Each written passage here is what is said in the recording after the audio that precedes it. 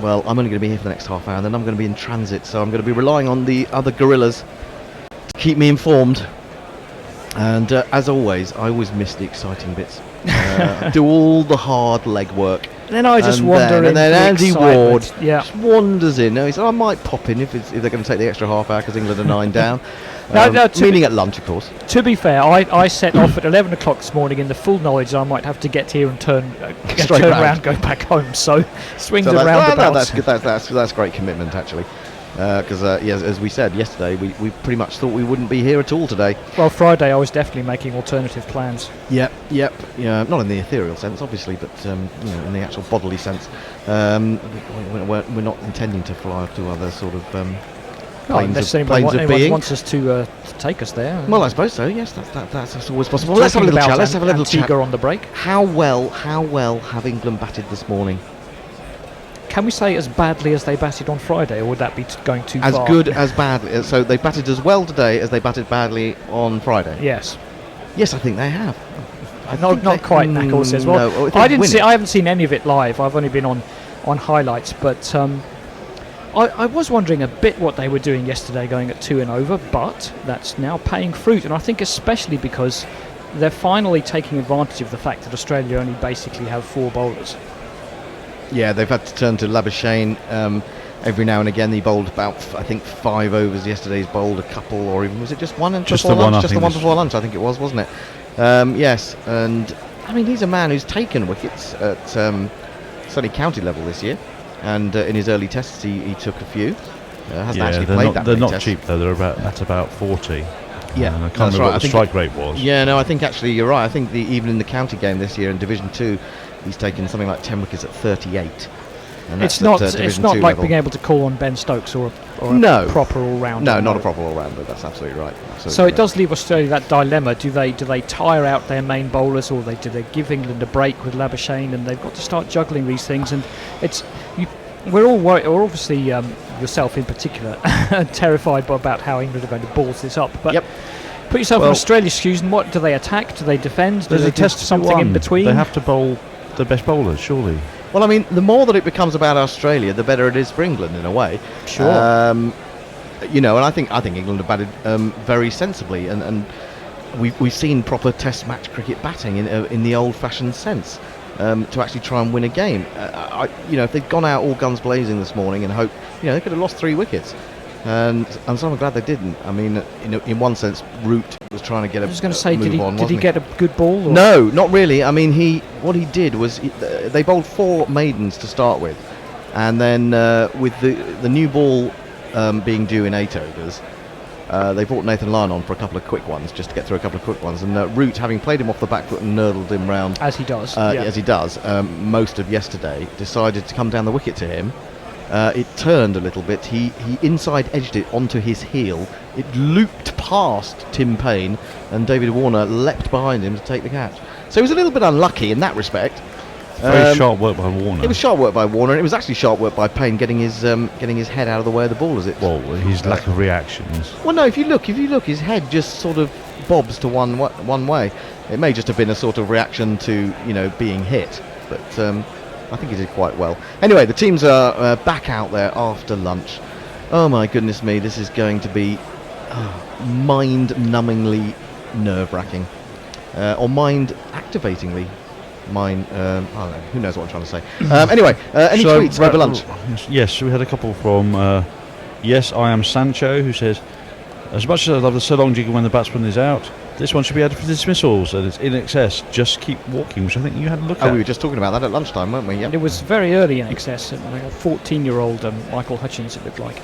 Oh, really? Blimey. And Northtown Gang said, open the window and let the good luck vibes flow in, all the way from the Wanker Day. Yay! Come on in, all the way to Sydenham. Lastly, Umpire Bell says, chilling in the shade, listening to the gorillas overlooking the garden cider on tap.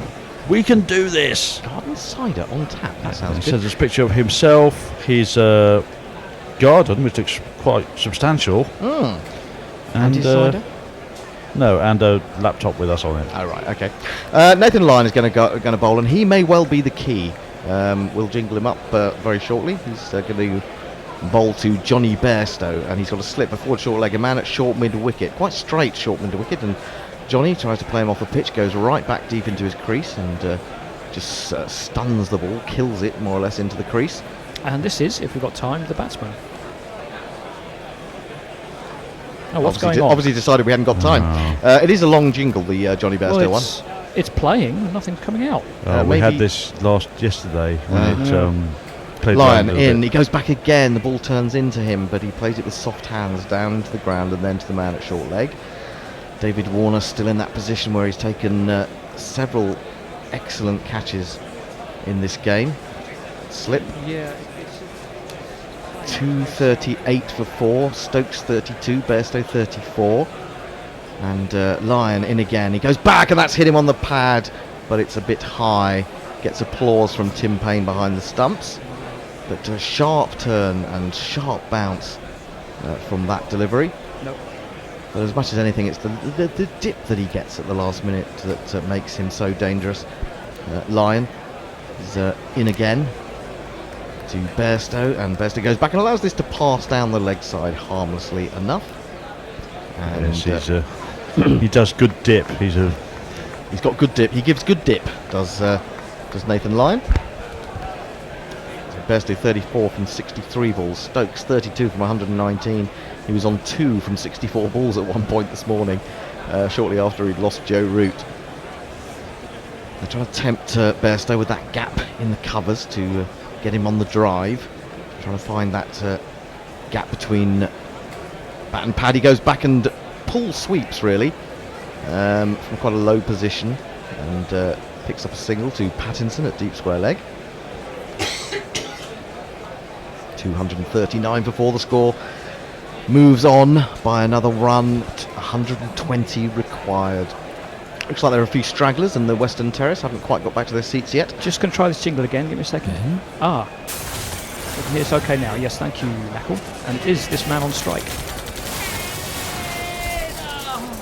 Ben Stokes. It is, and a lot of hopes pinned on Ben Stokes. He's done such wonderful work for England already this summer. We're just asking for him to pull one more thing out of the bag. Can he win the World Cup in a super over and then play a 200 ball innings to win this test match? Well, I mean, to be honest, if he's not knighted, if he wins this for England, he should be knighted. I mean, I know he got into a bit of a squabble in Bristol, but got into a squabble. He's in bowls and forward comes Stokes. I do get the impression that Lyon likes bowling at Stokes because he's getting the ball to go away from him. And, sometimes a little bit too much, perhaps. Anyway, just the single from the over. England are 239 for 4. Well, I think we've got the answer to why you had problems with the jiggle machine. Apparently the highlights never started from Matt Searle. Okay, so you Martley says, welcome back, woof. Come on, England. Jay Gover says, hooray, Andy. Hooray, Jay. Ian Walker says, if we have the exact same session as the morning, then England go to tea at 340 for 5. Not sure my nerves could stand that. I think 19 needed after tea. Take That some would be, extra time in that event. Anyway, Anyway, Lennox Lear asked you, did you get to listen to the Blake 7 song she sent in last time? I actually didn't. I'm sorry. I've been moving house. That's my excuse for everything. So right, I'll give you this jingle, which always deserves a play. Johnny Best is smarter than the average Besto. Johnny Best has been this good since daycare, so all put on the wigs. It's very quiet. It all, yeah, it's as loud as I can make it. And then look at this. Yeah, it's all as loud as I can make it. Oh well. Hazelwood then in to bowl to Johnny and what's a horrible shot? Has he no, got on the side he's got edge? Please say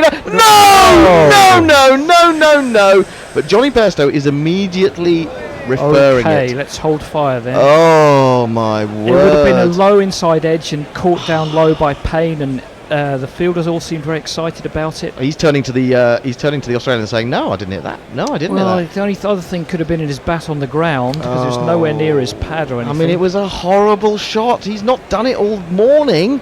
What is he doing? It's the dreaded lunch break, breaking the concentration, I think.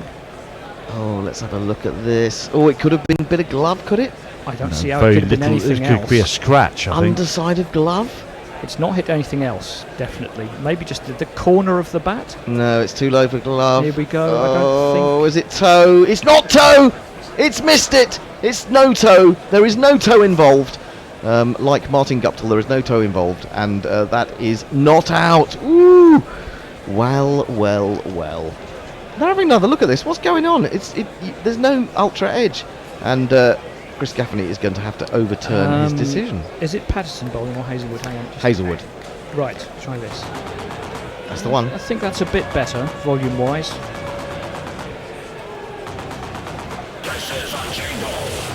Still quieter than usual.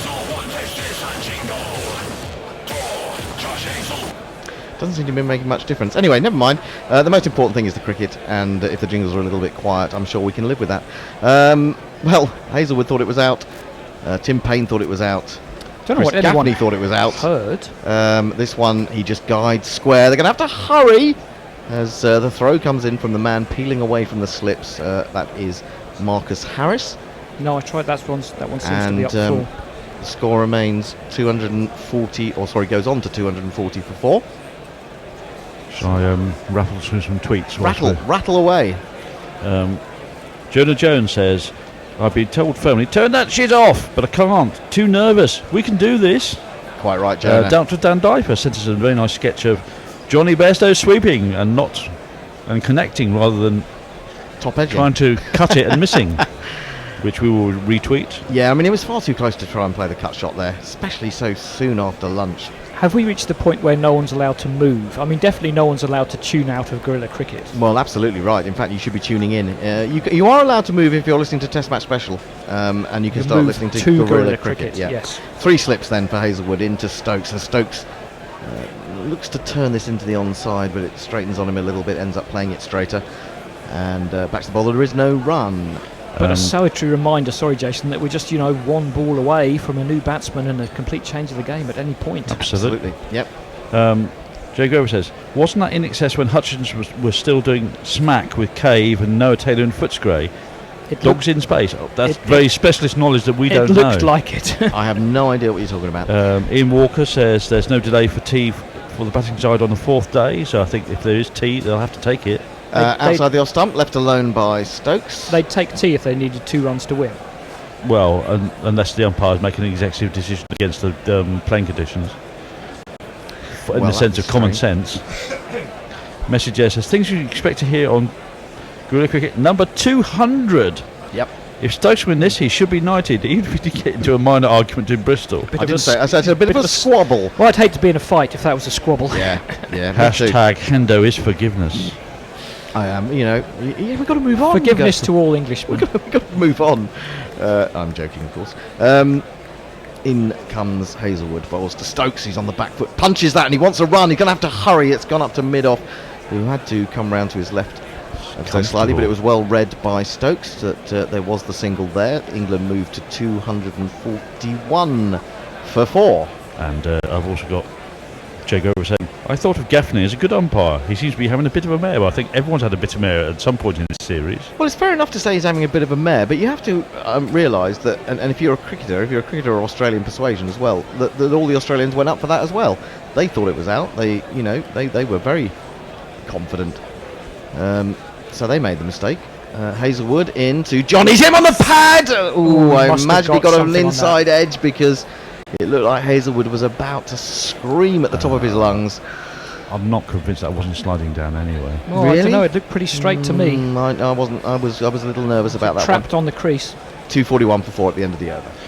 Clint Williams says, and Jingles just confirms that Clint Jingles is definitely quieter at our end. Yes, I think we've done about all we can do without the bear, and the bear has gone to look after his cubs. He has indeed, but I suspect somewhere he's got something plugged into his ear, so he knows what's going on. Definitely a big edge on that one. Yeah, massive.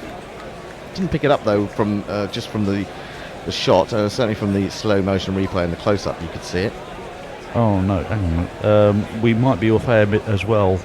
Matt Searle says, has you're off air mid review, and Durbanoki says, has tuning gone down? Well, tuning is having lots of its own problems recently. It went off for the whole world, didn't it, the other day? This is start of a new over from Lyon, and it's just nicely played to wideish mid on by Stokes. We're on Facebook. Are we on YouTube today? We're on YouTube, yeah. So you can get us in all sorts of places. 241 for 4. Stokes on 33, waits for Lyon. Round the wicket. Off-break bowler, he's forward to that one, covering the spin and keeping the bat and pad nicely alongside each other. studiously, I would say. Beautiful, isn't he? He does play a very good forward defensive. He's very technically good, Stokes. He is. He is. He's tremendous. Well, he wouldn't have got England out of the positions that he has if he wasn't. Line again, past the umpire, and wide on the crease, trying to tempt him into the drive. He plays it quite nicely again, meets it well with a full face of the bat up to mid-on. No run. What were you up to there? Were you just sorting? I was just looking at tuning to see if the broadcaster stopped. It looks okay on there, so if someone could check in the green room to make sure that it actually is going okay. Played again up to mid-on. We do have an extra fielder close to Stokes. We have a slip and a finish gully, so 2 slips. They're not going to let a drive that is out of the reach of first slip go unpunished. They are getting a little bit more attacking, realising that wickets need to be taken. He's in again, bowls, but right forward comes Stokes. And this time plays it sweetly to extra cover. And again, there is no run. The final ball of Lyons over. He's got 1 for 58. He's into his... Well, he's just about to complete his 28th over. And so Stokes goes down. The slips go down. The short leg belatedly goes down. In comes Lyons. Bowls down the edge! Oh, and he's got away with it. It's just wide. He's found the gap between those two men, and that is going to roll down to third man. But that was perilously close. Wonderful ball from Lyon, but it gets no reward, and Stokes picks up a 4. Perilously close is the word. Oh, wow. It's a good ball. Yeah. Warner's just half a step too far back to catch that one. I'm not saying he's half a step too back, full stop, but he was just for that one. Oh, well, actually, I mean, to be honest, he's got fingertips to it, but the fingertips were glue so low to the ground. Glue on your fingers to catch that one. There was no way that he was going to be able to scoop up underneath that one, so it was a very close thing. You know, the same umpire who gave Joe Root that catch in the last one was on the board. Well, I was saying this morning, I felt that maybe Joe Root's dismissal today was a bit of karma for that, because that didn't look out, did it? 2:45 for 4. Hazelwood starting his 26th over, coming into bowl to Bairstow. He's in, and Bairstow's had a go at that. And he's been caught. It's a totally dreadful shot. It's an absolutely appalling shot, and Bairstow has to go. He had the warning in the previous over. He was drawn into a ball that was far too wide. He didn't move his feet, didn't go back, didn't go forward. It was the ugliest shot you could see from a Test batsman. Absolutely dreadful, and really. Why were you following that, Johnny Bairstow? It's taken by Labuschagne at second slip, and really, well, I don't think I have the words to describe what an appalling piece of batting that was. 2:45 for 5. I don't use this jingle lightly, but it's coming into play here.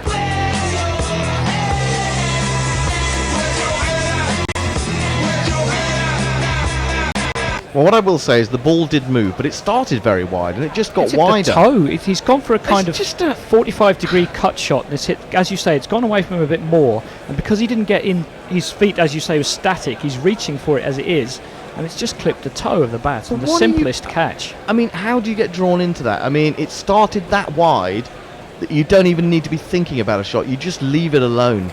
Well, he probably figured it's short enough for runs. Yeah, he's edged one onto his pad. He's had a review that was in his favour. These things will play on your mind. It was a nothing shot. It was a nothing. It wasn't a shot that's in any textbook.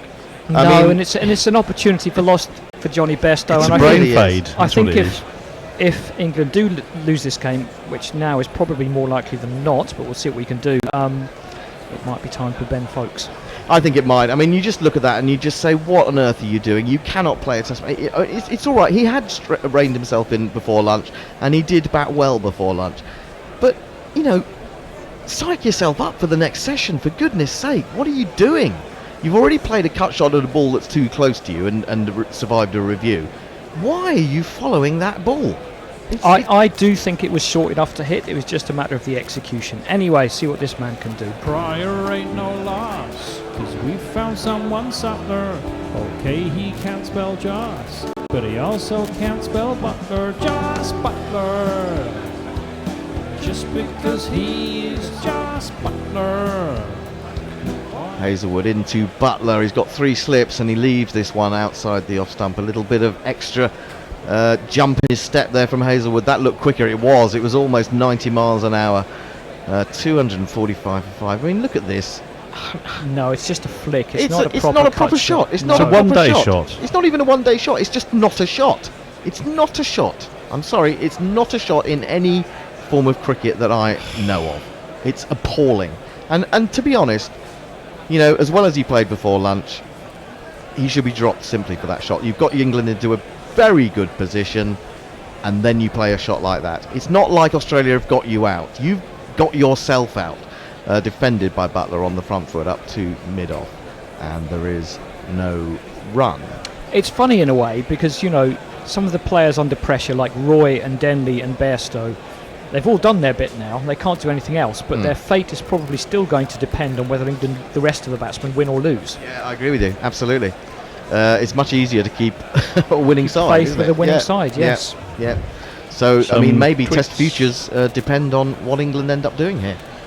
Few, you're back, says Ravinair. That Lancey says that Bairstow fellow is really not the sharpest tool in the shed, is he? No, I'm afraid not. He's in again, Hazelwood, just outside the off stump, left alone by Butler. Sebastian Clare says, that's what I get for tweeting. Instant I hit send, Bairstow buggered up. Yeah. I mean, And one more from Ralph One Lama. Hashtag doomed. it just pains me. It pains me just to see such awful cricket. I mean, you know, if you saw that in the park on a Sunday afternoon, Yeah, there'd be silence as the batsman came Yeah. in. You wouldn't really be saying bad luck. you know, you've got yourself into a good position. There's just too much of this. There's too much of this. You still got a day and 2 sessions if you need them. You don't need to hurry. It's almost as if they don't have the nerve to hang it out, basically. Full ball defended by Butler into the man at extra cover, short extra cover. There is no run. Well, they did that very well yesterday. Very well. You certainly couldn't complain about their patience yesterday and probably this morning. No, you couldn't. But you've got to keep on doing it. This is the problem. And when you've got these batsmen who are so attack-minded that when they see a ball out there, they feel like they've got to go after it. And in a one-day international, he gets away with that because there are no slips. Yep. Northtown Gang says, say bye-bye to your nails. We already did so. Paul Murphy says, what do they feed these guys at lunch or any other break? They come out and bat like 12-year-olds. Well, particularly for 12-year-olds. Haribo. Yeah, maybe that's what it is. Forward comes Butler to a testing straight delivery on a good length and pushes up to mid-off. But that is a wicket taking over from Hazelwood. He now has 3 for 59. England are 245 for 5. Stokes, of course, just escaped in that previous over from Nathan Lyon. And you know, when Australia just push open that door a little bit, they come piling through. And so England have to resist. I should say some shout-outs for people on Quick Tracker on Facebook. David Close, Asghar Rahman and Maksud Khan. Hello and welcome. Glad Indeed. to have you. Absolutely. It's 245 for 5. England need 114, but the loss of that wicket will have really raised Australian spirits.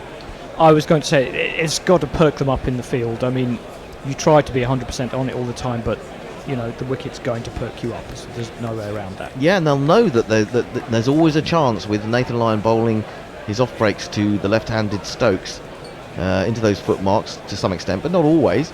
And ball is turning. They've got a chance there. They've got 2 slips in there now. He's forward to this one, which is pitching on the line of leg. And he plays it up to mid-on. And again, Ben Stokes. I mean, if you are Ben Stokes, you're thinking, oh, have I got to do it all again? Is anyone do going to now? help Stick me? or twist? Is anyone going to stay with me? Lyon again, round the wicket, bowls to Stokes. Stokes flicks that away, down towards long leg. I think it'll just be a single. That's Travis Head doing the fielding there, or it might have been Marcus Harris. Both quite diminutive characters. 246 for 5. 113 required. Well, you could hear a pin drop.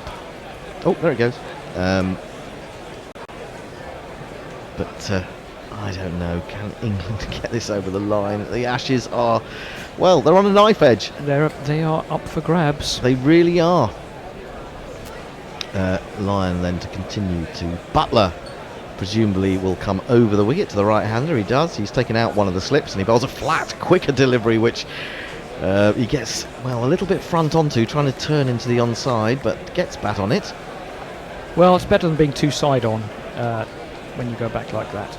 Yeah. He did open up a little bit. He's got a But man on strange 45. kind of. Yeah, I was just going to say he's not very Deep far backward away. square, almost round to long leg. He's in, he gives that one there, and he gets a thick inside edge as he aimed the drive. Ends up rolling to the man at long leg, and they take a single. Butler's off the mark, 247 for 5. That's the one where he tries to give it the big shot through the offside without the footwork to get across to the ball, and it just gets the inside edge and chips away on the leg side. Well, they surely know that. They've seen enough of Nathan Lyon now to know that he can turn the ball quite significantly. And unless you're right to the pitch of that, it's a dangerous shot. He's back round the wicket to Ben Stokes. He's got the 2 slips in. Stokes goes back. He's almost relieved when he can go back and play him a little bit more off the pitch, given just an instant more in time to do that. Very deep third man says, as an Aussie, I am still nervous.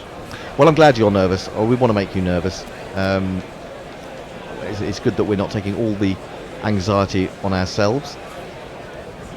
Lyon then 1 ball to bowl in his 29th over, figures of 1 for 64. No one is leaving this game. They are watching intently. A big crowd at Headingley. And Lyon in again, bowls. He goes back and he'll get a single, will he? Well, it's half fielded, and in fact it springs away from Travis Head, square leg, and so they will get through for the 1. Stokes will keep the strike. 248 for 5. Stokes on 39 and Butler on 1. Craig Dudley says, oh my, Bairstow making me look like a fool, but England will still win this. Said with thoughts of collapses assaulting my mind. Coaching issues because of Root and Bairstow's irresponsible shots? Well, I don't know, coaching issues. We've got the test team that our one-day coaching has produced. Yes. Dave Willis says, it's almost as if they think there's a required run weight involved. No, well, exactly. Well, there's required runs. You've got to get them sooner Well, you've or got to later. get some runs, but you You see, the counterpoint is if you pass up scoring opportunities, you become back and back in your shell. You put pressure on yourself. You put pressure on yourself. Sooner or later you're going to get a ball that gets you out. You do have to balance it. You do, and I agree with that. But not only have you got to decide what is a what is a scoring opportunity, you've also got to decide to execute it correctly. Right, totally. Outside the off stump from Hazelwood as he starts new over, left alone by the left-handed Stokes, and through the keeper it goes. And Eamon here, he said, if England lose this, and they well might, they have not bottled it, at least not in this innings. Those who follow Test cricket should know that just how many 121s is in the 4th innings with 6 wickets in hand. There's a reason 180 plus totals rarely get chased down. Well, there's a reason, but I don't think. I think there's also. I also think this is the best that this pitch has been in the whole Test. Well, you're probably right, but I also think that there aren't that many teams that get this close, or get within 121 runs with 6 wickets left. In comes Hazelwood, bowls a bouncer, pulled by Stokes into the ground, and very well directed, because the man running round at deep square leg is not going to get anywhere near that. That is 4 important runs, vital runs for England. 250 up.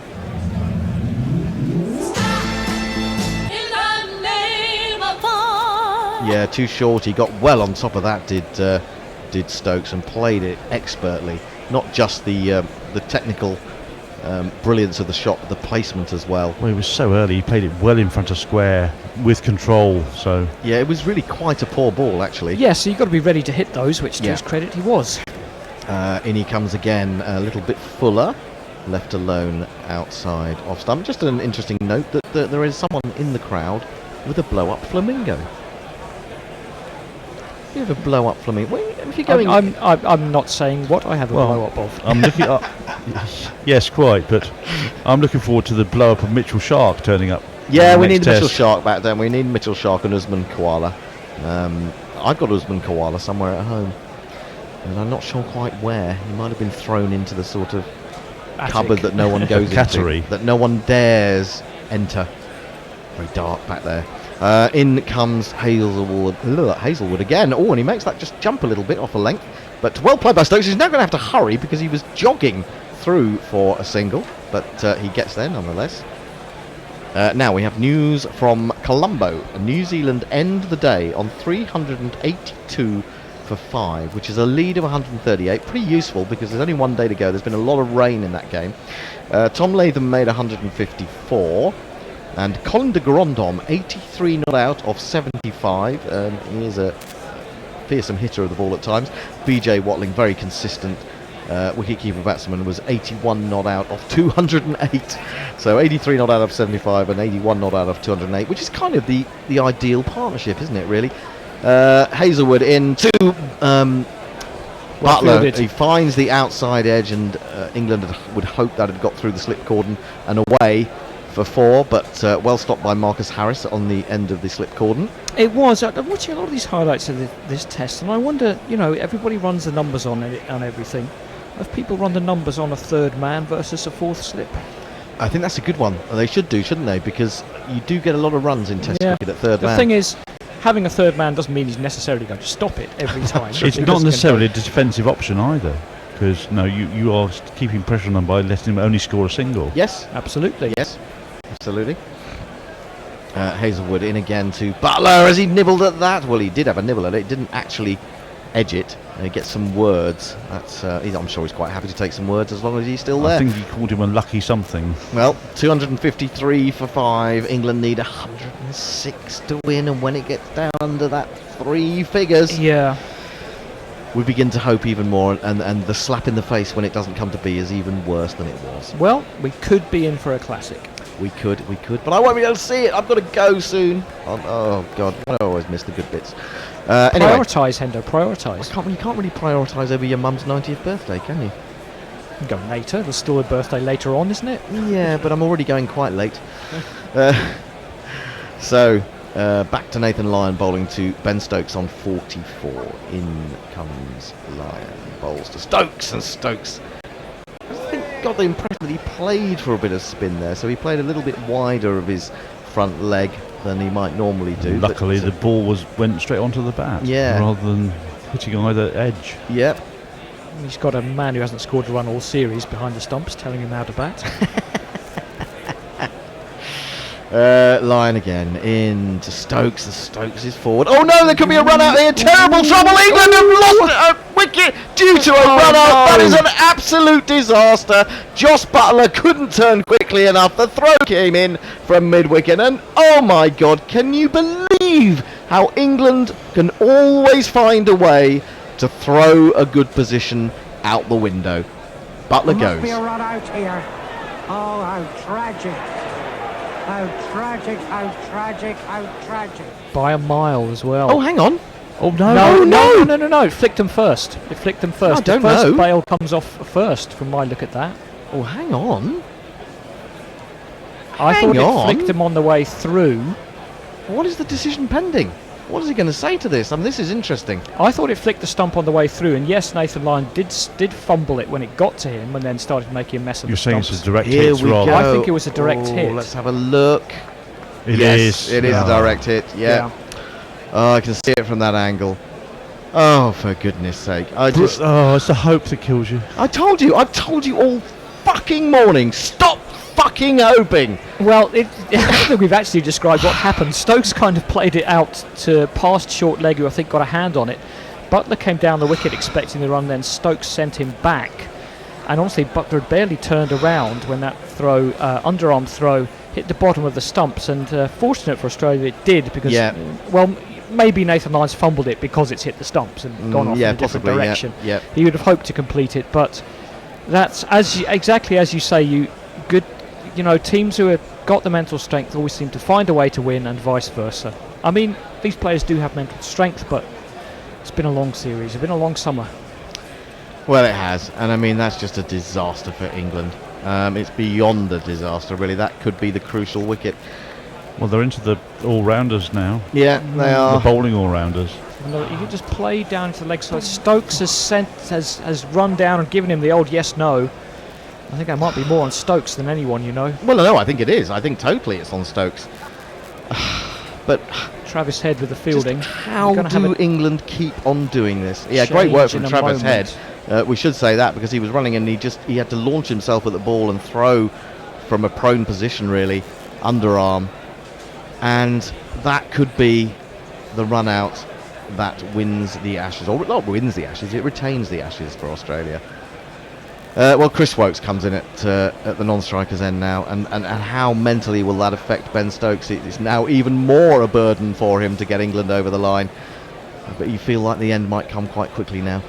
Lyon into him. He's got to settle down and concentrate even harder if that's possible. He plays this one up to mid-on, and there is no run. Stokes is 44 none out. Wokes yet to face. And really you feel that it's got to be Wokes, it's got to be Stokes, and it's got to be Archer at the very outside. And, Jack Leach, of course, a man who's got a 90 in Test cricket this summer, coming in at number 11. Lyon in again, he bowls, and this time defended by Stokes up to mid-on. But this is, I mean, 2 wickets have fallen since lunch, and they have both been self-inflicted. Yes, You know, unfortunately, yeah. This is the problem with England. That, I don't know whether it's the lack of belief in getting over the line, whatever it is. It's just...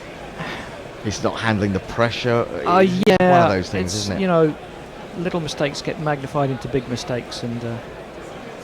Lyon in again, bowls to Stokes. Stokes goes back and crashes this through the offside. That's a brilliant shot, you have to say, because there was a man at backward point, there was a man at deep backward point, if anything, and there was hardly a gap between the two of them, but he hit it so hard and so well, he's brought up 4 runs. 1, 2,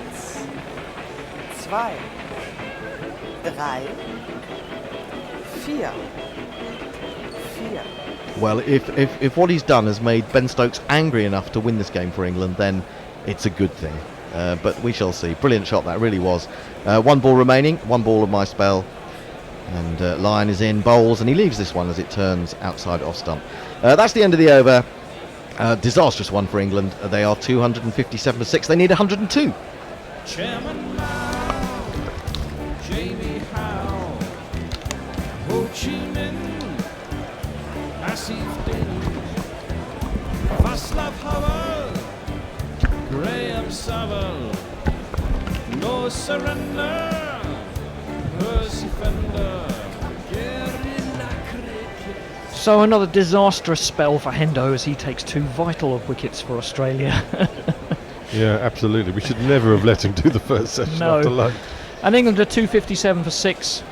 They need 102 more runs to win, and Australia need 4 wickets, but their tails are very, very much up.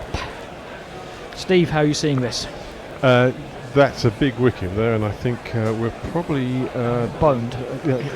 doomed. Do you want me to flag in Chris Wokes, the new batsman? Yes, please. He's on Instagram and he's a Twitter fan.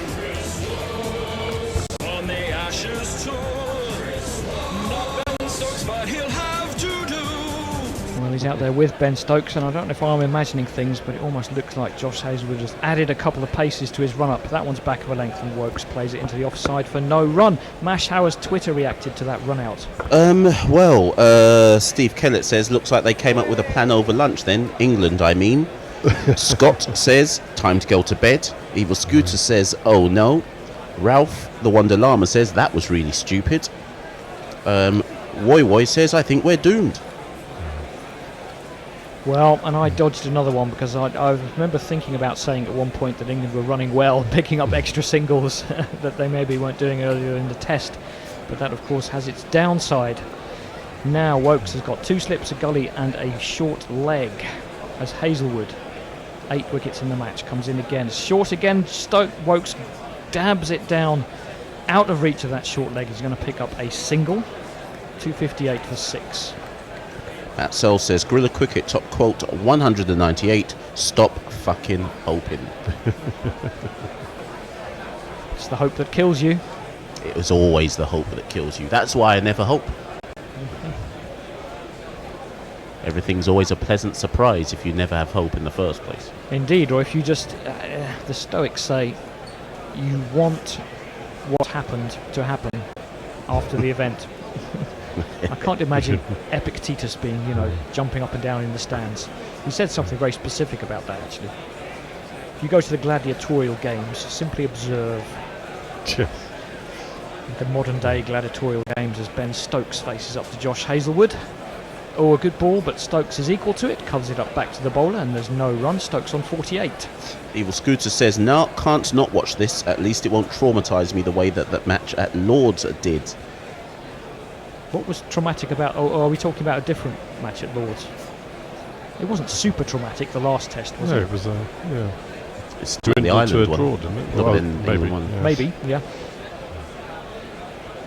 Pirate Badshar says, you should never get optimistic. I went down that route during the test at Lord's and then Ireland were 38 all out. Hope is a curse. Well, indeed, whatever country you hail from, jabbed into the leg side by Stokes, but rather straighter than he was expecting to mid-on, and there's no run. The West Indies have beaten all hope out of me in the 20 plus years I've watched them. Shy hope So is the only hope you have left. Yeah. he's the very last hope. I grew up watching them beat the hope out of all of us. Yeah. The karma What gods. comes will- around comes around. Well, It exactly. does in the end. Even to mighty Australia. Nathan Lyon just getting a bit of bandaging on his left thumb, and I think Pat Cummins is warming up as well, so maybe there's going to be a Certainly change from the whirling his other arms, end. isn't he? Yep.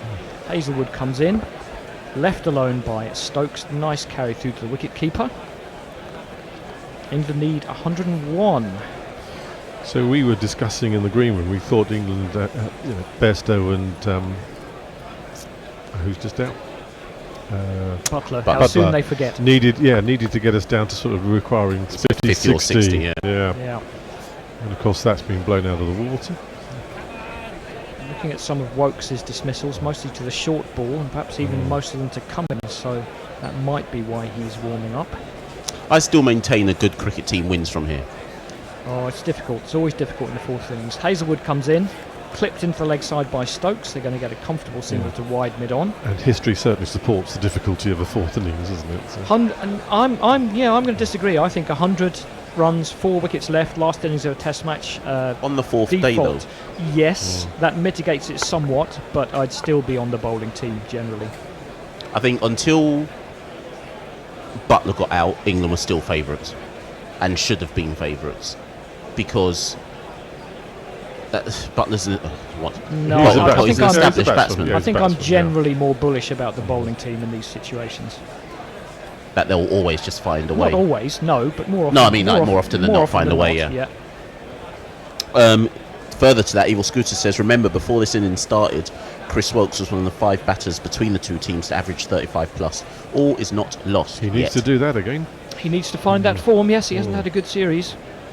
But contrary to what we're saying, Nathan Lyon is going to continue. Round the wicket to Ben Stokes, who's on 49, 2 slips and a short leg. Clips it past that short leg. Oh, no. Almost a repeat of what we saw before, but Ben Stokes sent Chris Wokes back early enough for no danger to backward square leg. Craig Nutley says, no, play that jingle, fuck off, just fuck off. How does England always manage to El Collapso? Self-inflicted totally. My last bit of faith remains. England win, runs and hides. Lyon in again. That's the ball he's looking for, but Stokes again studiously back to the bowler. Almost one hand, one bounce style. He's on 49, although I think personal milestones will be far from his mind at the moment. And Lyon bouncing into the wicket. Fuller again and Stokes again, back to him. Lyon fumbles it, but there's still no run. Unless of course he converts it into a ton. Yeah, which he could do. Imagine Josh does not look happy. No, but imagine Stokes on 94 with Jack Leach at the other end and 1 ball to go and 6 to win. Hoists it over this grandstand. Memories of Freddie Flintoff. Bowling Don't to think- Brent Lee. Who was the other batsman? Not sure. It was there's the one who's out, Kasprovic. Kasprovic. Yeah, that one's Mike played into the Kasprovic. offside by Stokes, and again no run. Nathan Lyon keeping the pressure on. No runs so far this over, and a lot of applause from the Australian attack dogs behind the wicket. In fairness to Australia, Lyon and Hazelwood have bowled well in Very, partnership very well. They've all after, bowled well. after Yeah. lunch particularly. Here he is again, shorter. Stokes is back. He's going to get to his 50 as he beats. I think that's Head. They're going to come back for 2. Cummins with the throw.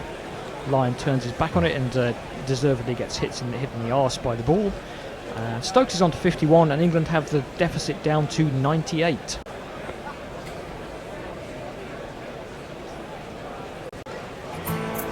Runs, your 50 runs. done, well done, well done. He runs. The job is only halfway done in more respects than one. That one's full and it's played back into the leg side. And there's no run. At least with Wokes at the wicket, and I'm sure probably Archer as well, Stokes is not going to feel he has to change his method particularly. He can have some reasonable amount of trust in his partner. Yeah, they're recognised, aren't they, as batsmen? So. I keep hearing this a lot about Archer. Admittedly, I've not seen him bat Quite a good enough. first-class batting average, I think. Don't quote me on that, but I believe so. I'm yet to see him play a substantial innings, but that's more true. my ignorance of not And you know, seeing him it's play only one. his, what is it, third test match, second test match? Yeah, we shall see. Like I say, England can still win this from me. Oh, it's doable. It's doable, but I'd have them We're down to double figures. 2 to 1 at best. That's quite short, I reckon. 2 to 1. I'd go 3 or 4, maybe. I wonder what it actually. I'll look at the odds in a second. Is. I think there was 7 to 4 last time. Yeah, I think the bookies tend to over-favour England in these situations. Covered up by Wokes, there's no run. I had a bet on Australia the other day. Australia were still odds against when England were 30 for 4 in that first innings. Oh, really? I know Australia only got 179, but they really did look ahead to me. Ravi Nair says, "Fuck it, I'm making bacon. I'm going down with the ship slowly." Get that salt and fat inside you. Tim Everingham says, dear, I really feel the emotion of England's demise in Hendo's voice. And honestly, it wasn't too long ago I felt the same about Australia. It's not over till all 10 are out, though. Sure isn't. True. In again comes Hazelwood, and Wokes just ducks away rather than under that one. There's no shot. If it makes Hendo, or Matt Searle, sorry, says, if it makes Hendo feel better, Sir Alistair Cook did this after lunch session on TMS and did the same, so he's in good company, kind of. I presume he means stop fucking hoping. Yeah. Called them all Muppets. I want the audio file of Alistair Cook saying stop fucking hoping before I believe he did the same. Well, I'm sure he wasn't shy off mic, as indeed you have to be when you're running a sports team. Here comes Hazelwood. Angles in, is played back down the wicket by Wokes, and there's no run.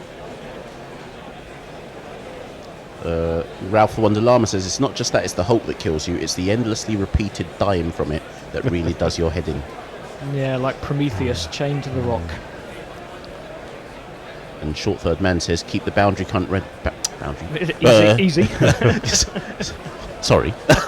Short Third Man says, keep the boundary count ready, guys. Might need it again today. Oh yes, Yeah, we do. Yeah, who wins if it's a tie? We need another 11 or 12 by we now. need a super day or super innings. Back foot Wokes again, plays it down into the offside, and there's no run. Wokes just in survival mode at the moment till he gets something he feels he can hit. So how many overs into the second new ball are we now? About 15, 16 or a bit further than that? Something like that, yes.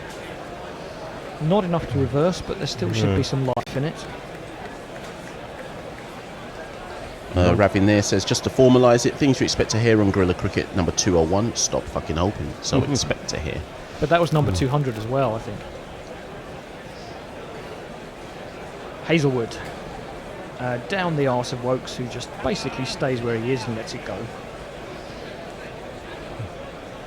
Tony hands me a piece of paper. Is that the odds I was just about to say, because Matt Searle has sent them in as well? England 7 to 4, not far off 2 to 1, yeah, Australia 2 to 5.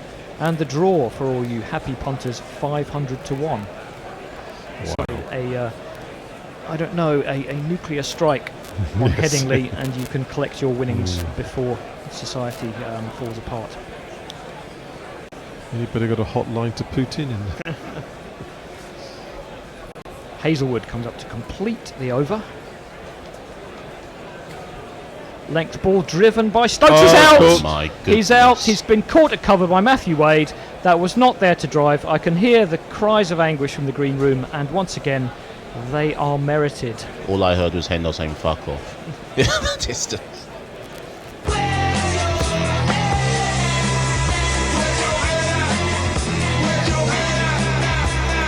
Just slightly full, a check drive, a simple catch for Matthew Wade on his left.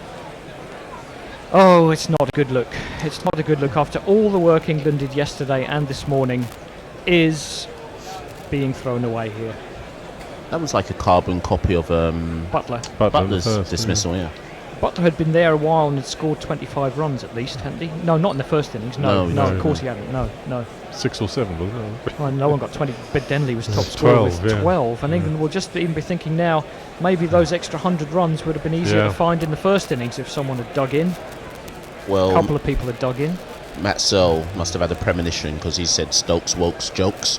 Well, Wokes is out and Jofra will be in next. We'll jingle him up, assuming the batting order won't change. Can we extend that metaphor with Folks in the next test? Indeed. I'll have to wait and Anyone see. else whose name ends in Oaks? Captain Oakes? Captain Oates. Yes. I'm going out to bat. I will not be some time. But at least he wasn't back. So, in indeed comes Jaffa Archer. He's been a hero with the ball. He's bowled himself into the ground for England. Now he's got to find some heroics with the bat. And now it's time for Jaffa Archer. Of course. One for the kids here.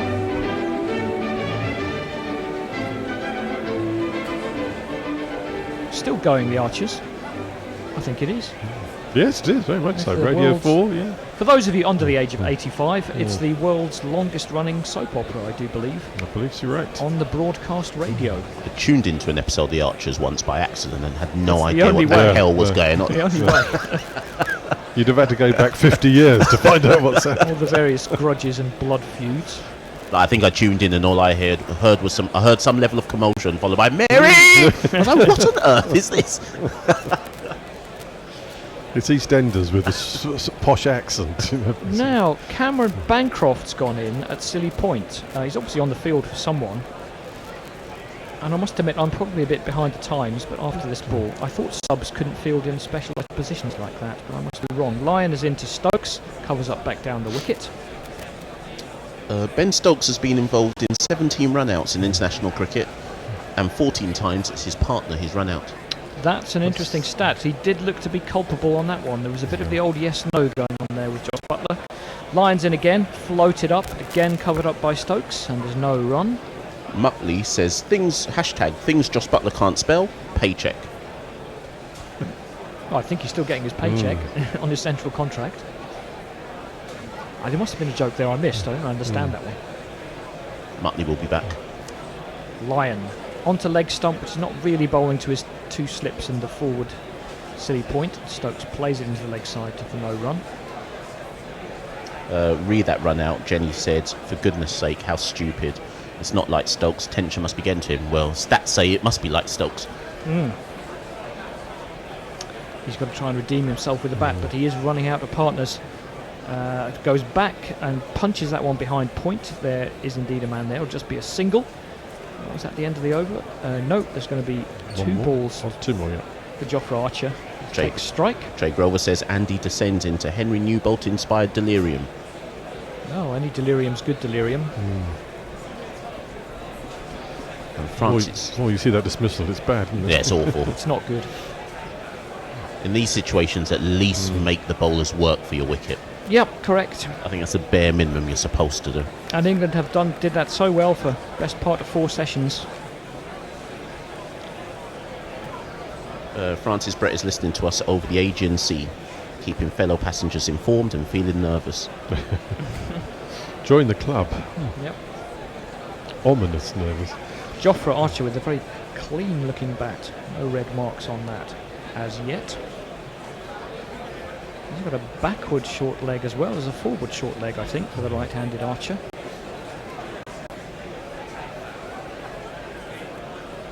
Yes, indeed. Lyon comes in over the wicket with a slip to boot. And Archer plays that one back down the wicket. There's no run. There's a bounce in the Australian fielders now, isn't there? Oh, definitely. I mean, they must have been quite a worried team at 4 wickets down. Tim Payne I would have thought would have been quite a concerned captain at lunch, knowing he would be in for a lot of flack if England were to win this game. Archer covers that one again, up to point. There's no run. It's the end of the over. It's 262 for 7. England need 97 more to win. Australia need 3 wickets. Jay Grover says, I demand a super new series. Matt Searle says, did Stokes even acknowledge the crowd on getting his 50? No. James Humberston, in reference to my 4-part on air, said, to be fair, we might need a boundary see you next Tuesday too. If you were listening 5 minutes ago, you'd know the reference to that. Jay Grover says, I think Stop Fucking Hoping was number 1 on Test Match Sofa. Looking at the G7 if Trump has his first drink. I'm not sure the reference to G7 there, but do enlighten me, Jay. Taking place in Biarritz in France. So, Biarritz. Not for Trump, though. Once again, showing to prove the maxim, never trust a man who doesn't drink. Oh, does he not drink, does he? No, he doesn't. He just does loads of beak. But he doesn't drink, no, famously. Yeah, he's teetotal. Hazelwood is in, outside off stump, left alone by Stokes. There's no run. So he's just an awful person. Yeah, He doesn't have drink as an excuse. No. I don't know what Ben Stokes' excuse is for that run out. No. It's certainly not lack of drink. And Josh Butler just couldn't turn around anywhere near quickly enough. And I think there was plenty of time, if that hadn't hit the wickets, for Nathan Lyon to gather it. He's only missed it because it's bounced off the stumps onto his foot. It was well fielded, wasn't it? Yep, it was good fielding by Travis Head, but he would have expected to get a run out one way or the other most of the time there. Stokes covers that one up back to Hazelwood, and there's no run. I wonder if Australia might try Cummins or Pattinson fairly soon. Yeah, they weren't going to take Hazelwood off after taking a wicket, were they? So one more over, I think. Possibly. Yep. Matt Self says 3 times since lunch he's gone outside to hang out the washing, and every time England have lost a wicket, he apologises. Don't put any more washing out. Nice day for it, though. We'll put it all out at once, quickly. Do it in one go, and then we'll only lose 1 wicket. It's a bit late now. Hazelwood, full ball, driven by Stokes, but he hasn't got much of it. It goes to mid-off, and there's no run, although I really think there was one if they wanted. Would you make a double change, bowler-wise, or are you just taking off Hazelwood? I'll give Lyon a bowl at Archer first, I would say. Yeah, I guess that makes sense, I guess. And he's bowling well, you wouldn't want to take him off. He's blocking up an end, isn't he? So definitely, and I mean, England do have to think about scoring 97 runs as well. Now you've only got 3 wickets left. How many wickets did he take at the first test? 6 wickets in the second innings? Lyon? Yes. I'm not sure. Anyway, Hazelwood comes in again to Stokes. Lets it go outside off stump. I mean, yeah, England have got to figure that, they're not probably going to get through 35 overs without losing these 3 wickets. So it is incumbent on them to score at least 3 or 4 and over. Is how I'd be thinking, but I'm here and they are, more importantly, there. But at this juncture, let me look at the time. That's too early. I was going to say, do you try and just get to tea and reassess, but no, it's actually good hour, way to go. Good hour till tea. Yeah. Hour and 10 minutes. So you just got to try and score. There's no other option. I think you've got to be ready to score. I think it's very important to be ready to score if you get a loose ball and try to take some pressure off yourself. Stokes, that was not a loose ball, and he let it go outside off stump. You can't get into a rut. You can't get into a rut of non-scoring. But then Stokes has to also... No, it's not easy. No, it's not easy. But he's got to trust Archer. He can't... I don't think he should be trying to farm the strike from Archer or anything like that. I think he's got to trust that Archer can get some runs. It looks like he's doing that, though, doesn't it? Yep, and certainly there's no intent. There's no indication that Australia are giving him a single particularly. This is the last ball of the over, and he might think about trying to nick a single somewhere. Hazelwood is in, and yeah, he wanted to, and he went down, and he came back, and he certainly was thinking about it, jabbed it down towards point. This time Archer wisely didn't trust Stokes quite so much and sent him back. Messichez says, well, it looks like my GPL picks may actually be in the zone today. Jay Grover says, I feel the need to watch something silly and grotesquely violent after this. Luckily, I have the means and opportunity. Oh, well, let us know what it is. Jay, what do you actually do, out of interest? He at least partially proofreads some very questionable material, but someone has to do it. Okay. You are Smash. Are you any the wiser now? Right. That was a good answer, Andy. Are Stokes' Ares Mars says, are Stokes' statistics any better with non-rhyming batting partners? One for the stats gurus to check out. Inside edge from Archer onto his pad from Lyon, who is continuing, and there's no run. I was going to say something, it's left me. It'll come back to me in Andy. the middle of the It'll come night. Yeah. First time Archer's faced the line so far. It was a flourish. No, he did have a couple of balls at him before, but he's only had 3, and that one turns in a bit. It's played back down the wicket for no run. It's a bit more of a flourish on his first shot, wasn't it? Flourish in With the defence. inside edge? Yeah. We're re-watching this. And Stokes is more asking than telling there. Seems to have lost a bit of confidence in his own running. Lyon's in again. It's gone up in the air. And it's just beaten short leg. It's just beaten short leg. It looked, the angle of it looked like a bat to me, and certainly Labuschagne dived despairingly after that ball, but it was over his right shoulder. Let's have a look. Can't tell from there. It may have hit the bat on its way to the pad, and Labuschagne, it's gone over him. He just over his fingertips. Didn't really get up. And a narrow escape, unfortunately, because they didn't run. We don't know if he's hit it or not. That's a good ball from Lyon, covered up by Archer, and again, there's no run. I'm sure we'll get a replay in a minute. Yeah, I'll be able to let us know. Certainly, there was a despairing dive by Labuschagne. Let's have a look from here. Yes, definite edge. Off his glove, I think. Definite edge onto the pads, and it looped agonisingly over short leg. A little bit more bounce in Nathan Lyon's step, if I'm not imagining it, as Archer covers up again, goes out towards cover, and there's no run. Leah says, thank fuck there's competent cricket happening. Too bad for you it's not happening in Leeds. Is that in Antigua? Where are we talking about now? Well, always a lot of cricket on. Lyon to complete the over. And Archer forward to a length ball. For some reason, short leg goes all the way across the offside to pick it up. Labuschagne, busy fella, giving it a scrub on his shorts. By Hendo. You may hear fewer agonised wails from the green room. You might just hear them from halfway to wherever Hendo's going.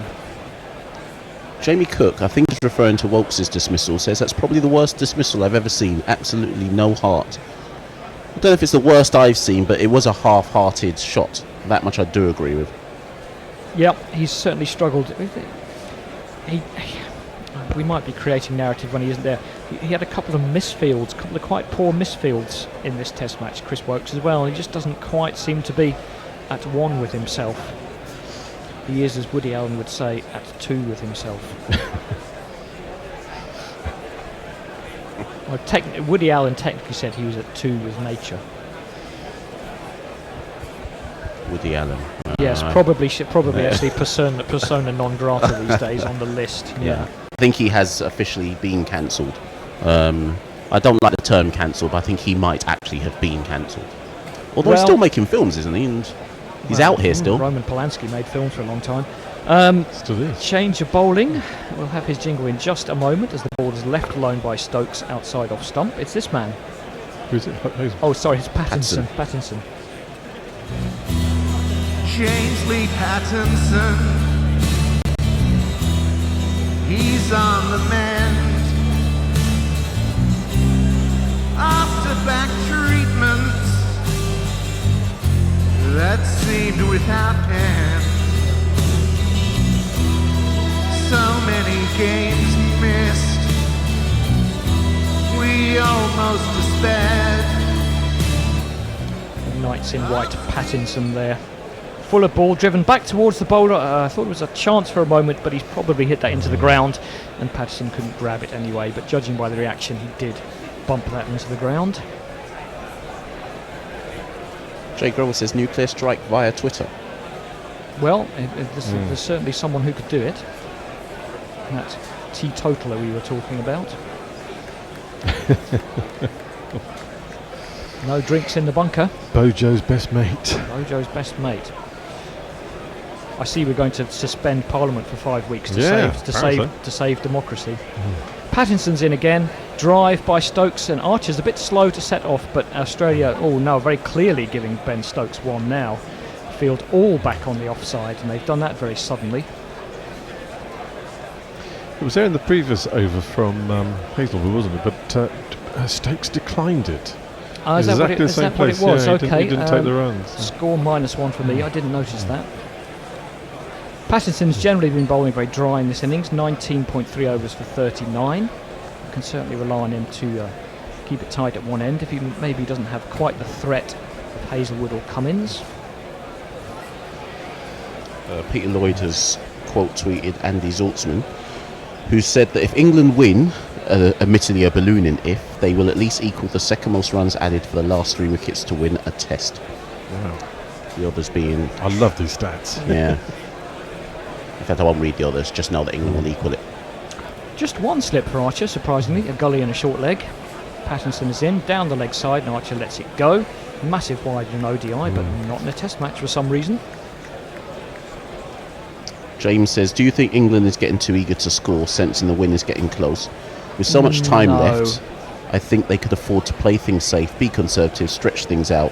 But I'm new to cricket, so maybe I'm missing something. Well, it depends on whether you were tweeting that with respect to 15 minutes ago or now.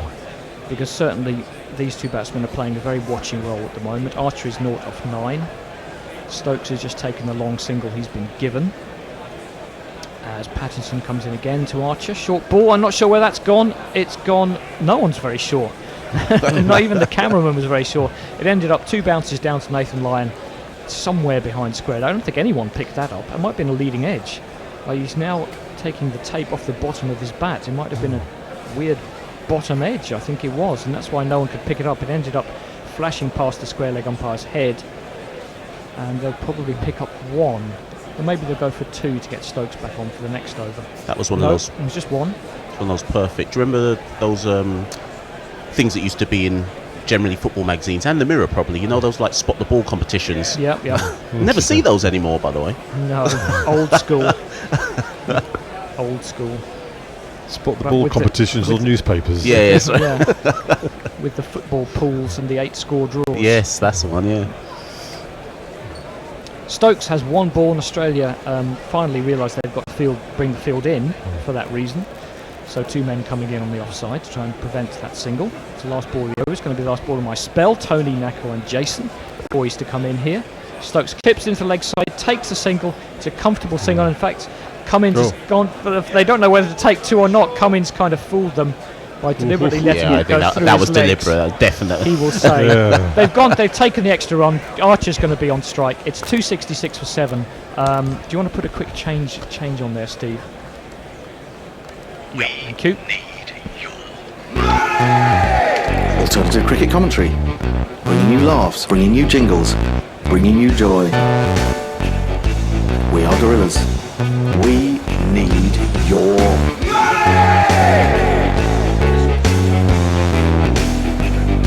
patreon.com/Gorilla Cricket. Well, as Hendo left the building to go to Mrs. Hendo's 90th birthday party, Mr. Hendo Senior, yes, he said, actually, if you think about the 4 wickets today, England have given them all away, and none have really been earnt by the bowlers. Well, there was that sort of clip onto the pad as he looked to by Root. There was a comedy run out. There was a cut that was never there to be cut. And I'm trying to remember. Oh, and there was a floaty drive off Hazelwood by Wokes straight to Matthew Wade, who's been set there specifically for it. Yeah, Australia have bowled a lot better after lunch, but none of their good balls have got wickets. Patrick Cummins is going to take up the attack. He's going to be bowling to Archer. I wouldn't mind betting 1 or 2 might be up Archer's nose. They don't like it up 'em, sir. And I suspect they may fight fire with fire. Baggy green cap, early in the morning, just before the warm-up, he has to pull it with a dodgy bag. Just a single slip, I think, for Archer, yes. Cummins is in, and it is full, actually, and Archer is nicely up on top of it. Were you mid-jingle there? What was about to happen? Oh, something, a click happened accidentally. Yes. Oh, it was. Steve Smith threatened to interlude. Yeah, there's a slip in a gully, but there's a short leg. There's a man, a sort of catching backwards square leg, So they're and gonna, 2 men back on the hook. They're going to bump him. Yeah. They're going to bump him at some point in this over. That's what Cummins has been doing to Archer what through we the thought. series. Yeah. Well, the positive thing for Jaffa Archer surely is it won't come as a surprise. No. At least you'd like to think not. He's got a gigantic chest guard on. 266 for 7. Cummins is in. Past Joel Wilson. Chart. Beautifully by Jaffa Archer. There is going to be a man down there on the Terrible cover boundary. ball. No, there isn't. Because they're mainly on the leg side. It was short, it was wide, and Archer climbed into it and got himself 4 runs. Great shot. An awful ball from Cummins, in truth, especially with that it field. Was. And that's how you do play a cut, Johnny Bairstow. Hard. Rolled his wrists on it, Knew where his field was. It was in front of point. Anyway, sort of between point and cover. Yeah, I don't think there was a fielder within about 50 yards of where that ball ended up. He played it Bairstow's shot was just a nothing. Maybe that's part of the plan. Maybe they're going to feed him a little bit, Jason, on the outside the off He stump. played it late underneath his eyes, and he still managed to get it square. It was a He Oh, did. really good shot. Well, Cummins is in again, and there is the short ball, and Jaffa Archer to the Mannerborn, ducks underneath it with bags of time, and it's through to Tim Payne. Yes, there is a man right under the helmet. I'm assuming, did they bring Cameron Bancroft on as a No, sub? Marnus Labuschagne. Marnus Labusmith has taken over that position, has he? Yeah, Labuschagne is very good under the lid, actually, at short leg. I think it's him, anyway. It has been Travis Head at certain points. It has been Matthew Wade at certain points. Yeah. Wade has been tending to occupy mid-off and or short cover for a lot of the day. Jaffa Archer taps his mark. Cummins is in. He goes for the hook. Is it? Oh, Tim Payne, who always looks like he's got a Dick Weller-style appeal, not far off. Maybe not quite with as much jazz hands. But he didn't get a leg side strangle. Yeah, so far, Jaffa Archer has managed to keep the periscope down, unlike in the first innings. Yep, he did. He left it up, didn't he? And it got caught. Yes. Up periscope. No, down periscope. Down periscope. Oh dear, we're whole beneath the waterline. Sadly, that was exactly the case. 270 for 7. 89 the target. It's Travis Head at short leg. Travis Head is the man under lid. Cummins is right all over and in, and Archer nicely on top of that. Oh, and there's again yes, no after you, Claude. Oh, or they could have gone. In fact, they must have taken it. Yeah, overthrows there. It was a horrible piece of cricket all round. It started off with a yes, no after you. There was overthrows that they meant they did. I'm they sorry, could take the they song. did. I'm They going to did. have to play this. Here it comes. I bet it's the yep. Well, it hit the stumps at the striker's end. It did. We'll have a look. It's quite a good throw, actually, just not back. Past Head. Yep, and it was thrown back to the non-striker's end. Wasn't No, the it? striker's end. Wade turned through at the striker's end. Archer was in, but not by very much. It wasn't a bad throw, and then the deflection wrong-footed Labuschagne at gully, and they managed to come through for the single. Crucially for England, it brings that target down by one more run. You sense that the sixth wicket has made it very. Oh, sorry, the seventh wicket has made it very, very hard. England lost 3 for 23 in the first 10 overs after lunch. Just when they needed to knuckle down all day. There's no point in saying they needed to knuckle down straight after lunch, because that's kind of obvious. And forward comes Stokes. He's knuckled as with the best of them today. You've got to be impressed. He'll be so desperate, Jason, to see it over the line, won't he? If he could, by hook or by crook, if Jaffa Archer can stay with him, if Jack Leach can come in on his Lord's Island mode.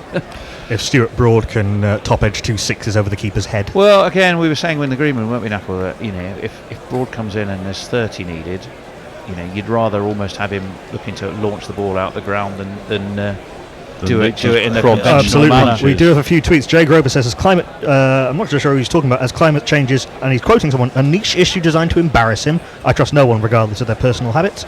Umpire Bell says, less of the politics, stick to the cricket, which we can't always promise to do, I'm afraid. I didn't know we were. When we were having I don't a know. political discussion. In these politically engaged and interesting times, it can't be avoided sometimes. Well, I don't Anthony think it is. D.L. Stewart says, was just saying that Wokes is a clever cricketer who reads the game well, then he gets done by the wallet inspector. Roger Melly says, geez, it'd be comical if Stokes and Twatto had ever batted together. You'd lay odds on who would run the other out. John Dillon says, one of the gorillas yesterday said his mum worked at a cricket ground directing people where to go. Can't help thinking that might be Bear's dream job. Yeah, it could be. Jay Grover says, given Stokes' run-out record would surprise me, I don't think farming the strike is the best option. Well, it's going to be Jaffa Archer again on strike. It's going to be Patterson, who is right arm over. And he's... Well, that was looked to me as a big shout for LBW. Umpire Gaffney's having too high. Second and Surely a third it's too high, look. yeah. And I thought they hit the back trouser pocket. Well, and I think that's right. And I think everybody has calmed down. No reviews or any further action taken. It was indeed too high. Yeah, I thought initially he'd edged it down into the ground. He did edge it down into the ground. He did edge it down into the ground. And David Warner, who's not let much past him today, he was nutmegged by one, wasn't he? Well, there was that one would have been absolute screamer of a catch off. And line. he did even amazingly well to get fingertips to that one. Yeah, speaking of reviews, Patterson though is in again, and it's short. And Jaffa Archer can duck, and it's through to Tim Payne. And most importantly, the periscope was down. Yes. Yep, he's learnt that lesson. He'll be a quick learner. He's been told by the Admiral, Chief Petty Officer Archer. Australia have one review left, and England have two, which could be crucial. Yeah. A few more tweets. Ian Walker says, why not farm the strike? There's more than enough match left to score one and over and win. Yeah, almost, but it's risky. And Archer's, got a first class average of 30. He's not someone who needs to be protected, I don't think. You've got to keep defending your wicket. You've got to play solidly, and if the bad balls come, you've got to put them away. And if that means you have periods where you don't score many, that's still the way to go. Archer is up onto his toes and plays that very nicely away to cover. And there is no run. Well, there was that period before lunch where Stokes and Bairstow were just being able to score at will with minimal risk. True, very true. Australia had bowled a lot better after lunch than they did before lunch. Yeah, I wonder what was said in that Australian dressing room as they were tucking into whatever it was they were having for their lunch. They're now bowling one side of the wicket, and when they're going straight, they're doing it on purpose rather than straying. So they've got two slips in the gully and a short leg and two men back on the hook. There's also got to say that there is a particular skill in batting with the tail, and some people can do it, and some people are very good at it. Patterson. Ooh, and that one kept a little bit low on Archer. He's got a big smile on his face, but I think it's one of frustration more than joy and happiness, which we've seen him smile a lot in this test, including retrieving and returning beach balls to the Western Terrace. Or giant, what was it? There was a giant... It was a watermelon beach ball. Beach ball. And also when he limped off with cramp, he was grinning the whole way that off. He found funny, which was in a way comforting, because you thought, because we all thought initially when we saw that, oh God, he's done his hammy. But if he'd done his hammy, I don't think he'd have been laughing all over his face as he hobbled off. And he's tapping his mark now, is Jaffa Archer. Pattinson, who's lively. And that's pulled, and a shout for leg side, strangled by Payne, and again, He's not got anything on that. Wants nothing to do with it. No one else apart from Tim Payne wants anything to do with it. Tim Payne's getting a little bit lively in his appealing, I think. I mean, you've got to account for, he was literally nowhere near that. The fact is, though, he was going for it, Knackle, and to your point, there are those men down the deep on the leg side. Yeah, and he couldn't stop himself, could he? No, I suspect if that had taken anything, it would have gone over the keeper's head. But there are some players who probably shouldn't hook. Yeah, he certainly Wokes is one of them, which is not a good sign. 88 the target, 3 wickets in hand. In comes Pattinson, nicely in behind it is Archer. It's away to cover. There's no run. I'm saying in the green room, this has shades of Edgbaston 05. Yes, although if we get that close and we're done by a leg side strangle with 2 or 3 needed, otherwise off a no ball. Well, no, it wasn't a no ball. What will happen though is if England have a review and they review it, and the same thing happens, it won't be out because of course Michael Kasparovic's glove was not on the bat. Yep, that's true. By such fine margins are history made. Indeed. And series won and lost. Indeed. It also requires Ben Stokes stepping on his stumps. I have a lot of tweets to get through. Mash says, Jay Grover says, Mash, occasionally journalism, I do occasionally reviews, and occasionally proofreading some of the most vile pornography known to man or beast. Sadly, often beast. Linux Leah said a little while ago there is competent cricket happening, and she says, yes, I am talking about Antigua. Duncan says you have to respect Stokes. Fantastic bowling yesterday, now a rearguard action with the bat. Great New Zealand cricketer. Ha ha! Well, we're going to be seeing Nathan Lyon, just 1 for 72, but that one, most crucially of all, of course, was Joe Root, wasn't it? 'twas. And that was, well, it didn't really start the rot in a way, because then Stokes, who of course is very much still there, and Johnny Bairstow carried the battle quite well until Bairstow played a really daft, brainless attempt at a cut that he just didn't need to play. Lyon skips around the wicket and Stokes is forward. Stokes for company, as well as Tim Payne, has a slip, a very short gully, and silly point. It was more silly point. Is it silly point or silly mid-off? Let's have a look. Slightly in front of square. Slightly in front of square, yes. Silly mid-off. And forward comes Stokes, and it's pushed away past, in fact, that man who's at silly mid-off. Yeah, which we assume might be Travis Head again, seeing as it's Labuschagne, I think. Oh, is it Labuschagne this time? It's They're sharing round the chance to get smacked on the beak, I think he's aren't they? the spin bowler, short leg. It's Warner at first slip and Khawaja at gully. Oh, the man's going back on halfway to the deep square leg boundary. Again, well, that's indeed. I think he's going almost all the way down there, isn't it? It's Travis Head down there on that mid-wicket boundary. About 10 yards off the fence. Lyon skips in. Stokes steers this actually very nicely through that ring of three that are around him and down to third man. He will get another single. The requirement now just drops a tiny notch, just the one, 87 to win. Yeah, there's some semaphore there to the changing room. He obviously wants something, but we don't know what it was. New gloves, maybe? Could just be, I mean, you work up a drink on a hot day. It might be a drink. It might be, you work up a heck of a sweat under those helmets. He might just want a toweling down or an excuse to get himself in a freshened dark up. room for a little while. Well, he won't be doing that unless he gets himself out or the game is won. And Archer has lofted this, and it's plugged and dropped between the two fielders. The man at mid-on and the man at he's sort of deep mid-wicket, I suppose. And he sort of managed to get it between the two of them. He will get himself a single. He's gone the aerial route to do it. They all count. Tim Payne has got a look of great excitement on his face, but I think we'll give Jaffa the benefit there and say that he knew what he was doing. So well, he was trying something aggressive, but that went a long way off the inside edge of the bat. Well, it moves him on to 7. It takes the deficit down to 86. Ben Stokes is still there on 56 on off 171 balls. It's about to be 172, and he comes down and on drives quite magnificently. Nathan Lyon, that's 4 more. What a super shot! That went like a tracer bullet. Oh, that did. I mean, that was just a textbook on drive. He used the feet. He was skipping down 1-2 steps right to the pitch of the ball. It was slightly uppish, but there was no way Nathan Lyon was going to get anywhere near that. He'd have had Jaffa Archer in the way anyway if he'd even attempted it. Yeah, the mid-on was almost at mid-wicket because it was a very safe shot. Lyon's in again. Stokes this time, who's now on 60. Just gets nicely forward and just pushes it back down the track. That concludes that Lyon over. We are going to have a drinks break. Yellow and orange bibbed. 12th, 13th, 14th, 15th and general ground staff men come on. And reserve umpire Tim Robertson has stolen Peter Siddle's banana. Arthurshire says a few things. 1, Test cricket is brilliant. 2, regardless of the result, Root must resign. 3, Test cricket is brilliant. 4, Butler needs to keep or go. 5, Test cricket is brilliant. 6, Test cricket is brilliant. Roger Melly says, technical question, what's the difference between half-hearted and half-arsed?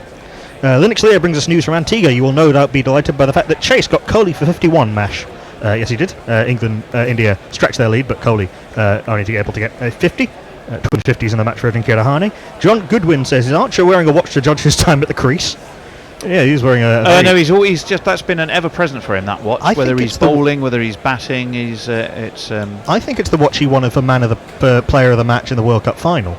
It could be. I hope it's next to indestructible, because if it takes and heavily insured a hard duke ball on the wrist at 100 miles an hour, it's not going to do it any good. Yeah. Jay Grover says, I have a persistent fear that one day I will awake with not Fred as Minister of Information. James at Dronak says, for your information, I was thinking of a little while ago before they lost the last few wickets, so maybe some more patience then would have been appropriate. Yes, certainly Bairstow needed to show more patience than he did. He did. Matt Searle says Ben Stokes has now faced more balls, and this was 11 minutes ago, than the entire England first innings lasted. Matt Searle says before the 3 wickets, CricViz had England at 61% win chance. Now it's 11%.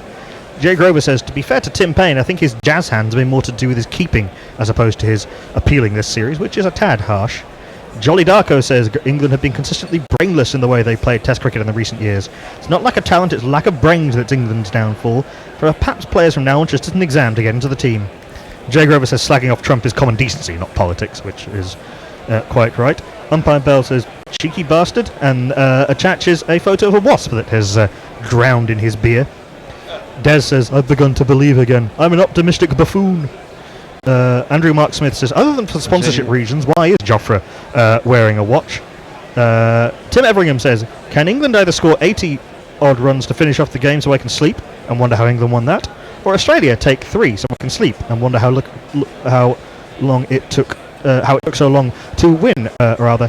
Brendan Gitton says, Root is very young, why resign? Rather get many more years to learn this captaincy thing, and we're up to date with tweets. I've just got a horrid feeling England are going to toy with us and get us within a spit of a win and not quite get over the line. Then break our hearts. And actually the betting odds, I'm sure, we'll have a look for you in a moment on those, but I'm pretty sure they would reflect that. Highest ever score in a fourth innings by England in a drawn match was 654 for 5. Timeless test. That was a timeless test indeed in Durban in 1939. Boat schedule interrupted. 2013 they lost, but they made 353 in Perth. Chasing about 500 or something. Yeah, they were. 82 is what they need now. 3 wickets is what they have in hand. Let's just have a look at those odds if we can find them. Yeah, and if you want to get involved in that, you can go to betway.com/GC Radio and follow the on-screen instructions. I'm just trying to find them as we speak. Now, 82 then is seems a long way away. Those 2 extra wickets.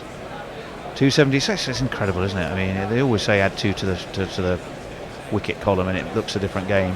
277 for 5, you'd have England as nailed on favourites, wouldn't you? 277 maybe for 7. Not nailed on, but 3-1 favourites. Yeah, well that would certainly be different to the odds that I suspect I'm about to read to you. It's going to be Pattinson continuing. Interesting, only Cummins got 1 over and then was whisked out of the attack in favour of Lyon again. Maybe he's going to switch ends. England, he hasn't switched ends. England 11 to 5, Australia 3-1 on, i.e. 1-3. And then the draw still, of course, 500 to 1. I'm sure Dennis Lilly's rushing to put a bob or 2 on that. In comes Pattinson. Shot. Archer driven straight to point, and there will be no run. Lively, higher end of the 80s for Pattinson there.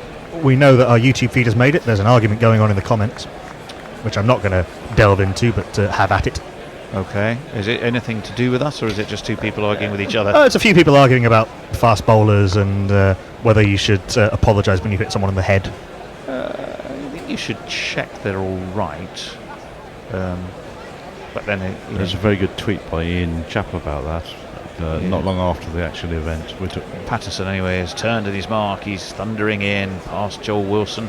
Archer has a fend at that, doesn't get anywhere near it. It's through to Tim Payne. Archer just steps away.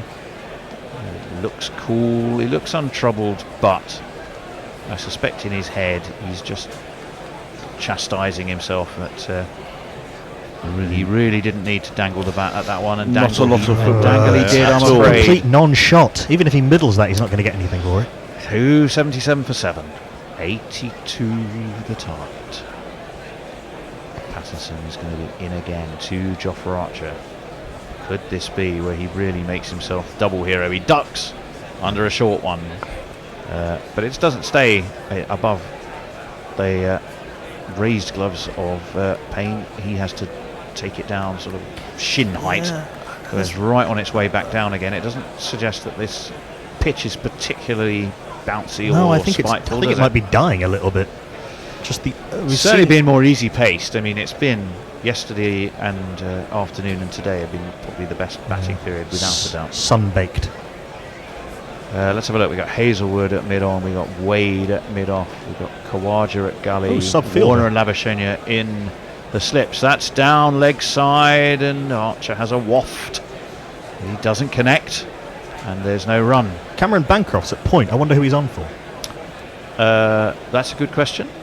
Is it Is it Cummins? Could be Cummins. Yeah, and is it an injury or has he just gone off to rest up a little bit? Have a before shower he and comes hot steaming rub. in again? Some new boots, that sort of thing. Rub down with the sporting life. 277 for 7. Sounds rather uncomfortable. Yes. Pattinson. Somewhat abrasive, I imagine. Go for the 42. FT, I He's think. got two balls left of his 22nd over. And he's in, and Archer stands tall, and it was a good ball. It was right on off stump, but Archer was the equal of it. And it's away into the offside. And a little bit of swing away from Pattinson too. I wonder if it's reversing. Yeah, maybe just a wee bit. Because the pitch is quite dry. It's quite an abrasive surface. We've not really seen reverse in the series yet because the pitches have been a bit lusher, as have the outfields. Yeah, and perhaps the capacity to work on the ball, not what it used to be. Hem. Yes, 277 for 7. For more on that, read Marcus Trescothick and Monty Panasar's books. Yes. Patson going to be in to complete this over. He's coming over the wicket to Archer, and Archer's up onto his toes, and he set off to run while simultaneously putting his arm up and saying no. I don't think Ben Stokes, who I would think has learnt his lesson from the how tragic run out of Josh Butler, will have learnt his lesson. And I don't think Stokes was planning to go anywhere. But it concludes that over. That deficit is stuck, locked, becalmed on 82, which is frustrating for England and will be delight for Australia, because they know the more that England get becalmed, the more frustrated they might become. Sure, as with Root's wicket. Well, that was a maiden from Pattinson, but not a massively threatening one. Chris TV no. says, why is Archer wearing a watch? To help him time the ball. Oh, very good. Very good. Matt Searle says, whether he should apologise for hitting the batsman. I remember Andy Roberts being asked what he'd do if his mother was batting against him. He replied, I'd bounce the shit out of her. Yeah, he never used to say much, but maybe when he did say things, it was amusing. That one certainly is. So again, for Stokes, we have those 2 slips and the man at silly mid-off, and Stokes, who clearly is demonstrating every confidence in Archer, has pushed that away down to deep backward point, and they will take a single. So he's trusting his fast bowling colleague, a man who's exploded onto the test match scene in such sensational fashion. But my gosh, if he could see England over the line in this one, I think they'd knight him straight away. Khawaja's now moved to leg slip, and there's a short mid-wicket in. Good spot knuckle. Nathan Lyon, right arm over to Archer, who's lofted this. Has he got enough of it? Oh, he has. It's so straight. One bounce over mid-wicket in front of the Western Terrace, who signal to a man and woman the 4. And what a shot that was by Archer.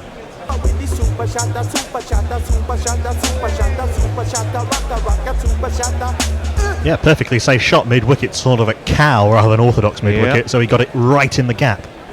Dropped just short enough, really, by Nathan Lyon, wasn't it? Archer, who's got sharp young eyes. He's done the same thing again. Has he got enough of it this time? Oh, it's 4 more. And the man who is Josh Hazelwood, who was at long on, went diving forward, and it kind of went through him, didn't it? I think it dropped short of him. To his credit, he was brave enough. It was one of those you could either wait for or you go for. He went for it. But it's actually ended up costing 4 runs. We're just going to have a quick look, Jason, at the replay. He dived on the wrong line, I think. Oh yeah, he did. He does. This one is forward. You can play the 4 jingle, even though it's 1 ball too late. He had to set himself for the dive, but then it was actually much further to his right than he imagined. It bounced short of him, and then he sort of stuck a hand out in hope more than desperation and flew past the ball. Sorry, Jason, there was just so much to pick over on that particular 4. We sort of stopped you mid in your prime, didn't we? Okay, 286 for 7. There's going to be a change. What is the change, Steve Jones? I'm going to ball by ball. Steve Jones is coming into... And I'm out. Into Twitter, and Mash is coming on to Jingles. Got it. All sounds good to me. 2 balls left then for Nathan Lyon. He's bowling this to Archer, who's very, very solidly forward. 73. That little flurry of 4s from Jaffa Archer's given a little bit more impulse again to this and momentum to this England innings, which is floundering. He's come out with intent. He's got one ball left of this over from Lyon to face. He's going to bowl it over the wicket. Archer's pulled him again. Has he got enough? No, I think he's going to go. He's going to go. He's gone. Oh! Good catch. Yes, he's gone. And is it Travis Head? It was. He stepped over the boundary, but he threw the ball up in the air. It's one of those one-day deep mid-wicket catches, and I'm afraid the Archer has gone, and it really is down to Ben Stokes. They're going to have a look at this, but I'm pretty sure that was an absolutely excellent bit of work from Travis Head. Not necessary from Jaffa Archer, having hit 2 fours in the over already. Tried to slog that for 6. The soft signal is out. They are going to go upstairs. I'm pretty sure that Travis Head managed to get the ball away before making contact with either the sponge or anything beyond the sponge. It is certainly not a no ball from Nathan Lyon, who I don't think I've ever seen bowl a front foot no ball. Seeing this again, Travis Head takes the catch, gets the ball up in the air. Ball is out of his hands before he steps over the rope, comes back in, nearly collides with Pat Cummins coming round from long leg, so I don't think it's Cummins who's off. And Jaffa Archer, having been inventive and explosive and entertaining during that over, having hit 2 fours, got out trying to hit a 6. Not really necessary from Archer. 15 off 33, caught by Travis Head off the bowling of Nathan Lyon, his 357th Test wicket, his second of the day in England, 286 for 8.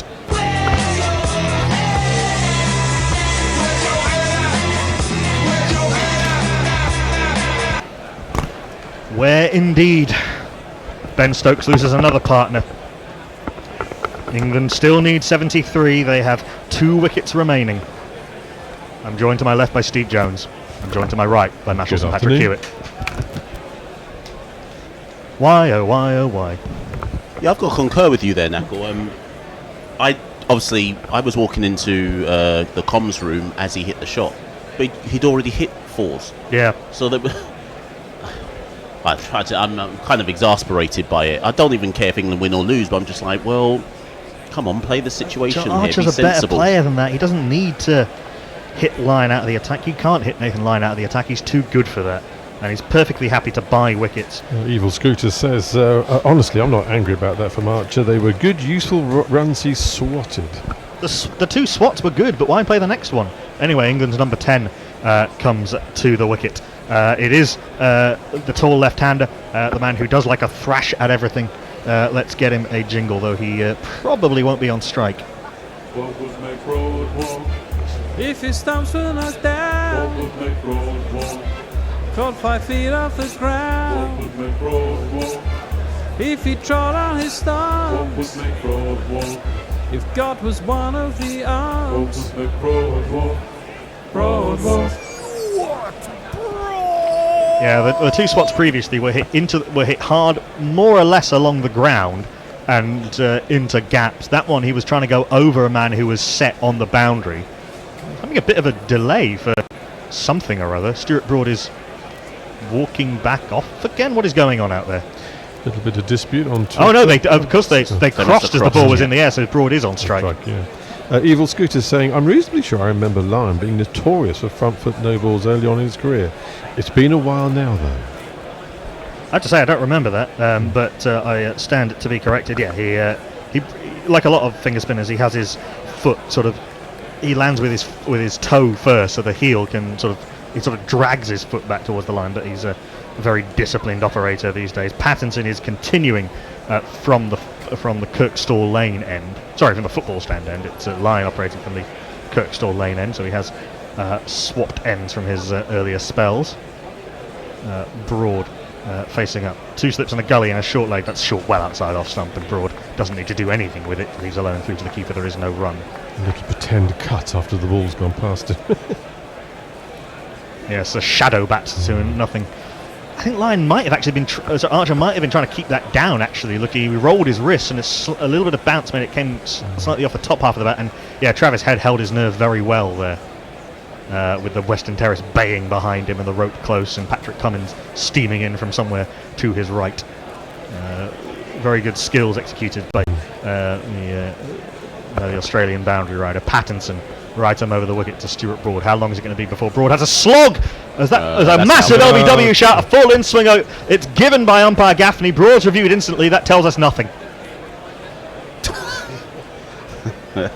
Let's see which jingle I'm going to go for, because Broad has reviewed it, so let's do this one.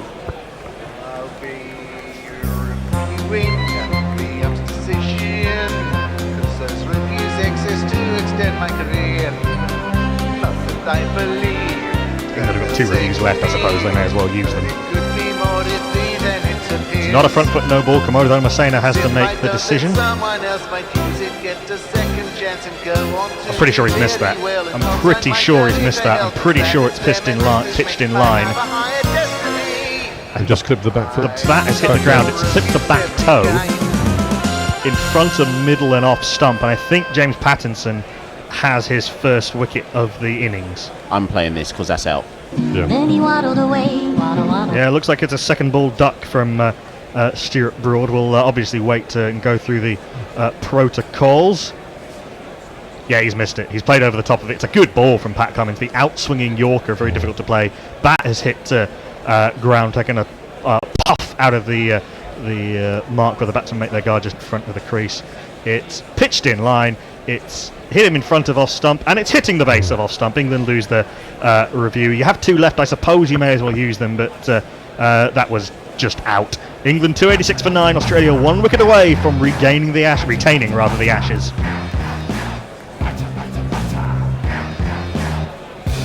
On your right, mate.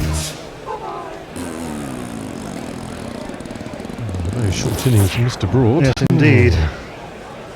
It's all finishing in rather a hurry, it seems, unless Jack Leach can pull something truly heroic out of the bag. Like his Ireland innings. Well, then that and then some, I think.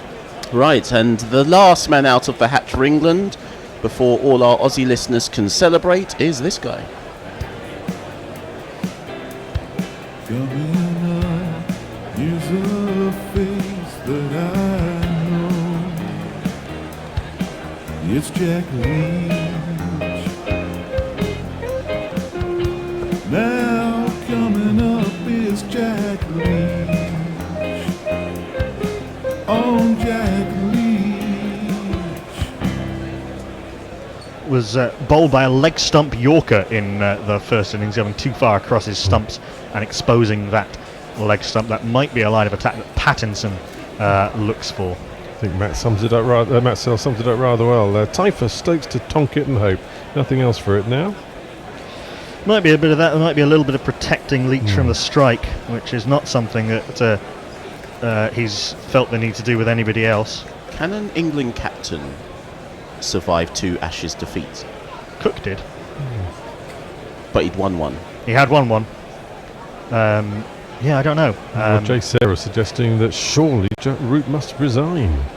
Remember, he hasn't even won an Ashes test. Never mind actually 2 Ashes defeats. It's true, and he would be the first England captain to. Well, England wouldn't have lost this series with this. I mean, okay, yeah, with not this defeat. 2-0. I mean, not win an Ashes. But he would be the so. first England captain to not win a home Ashes series since Nasser Hussain in 2001. Yeah. Pattinson into the last man Leach. 2 slips in the gully and a short leg in, very short, and a leg slip. Pattinson in, 2 wide of off stump.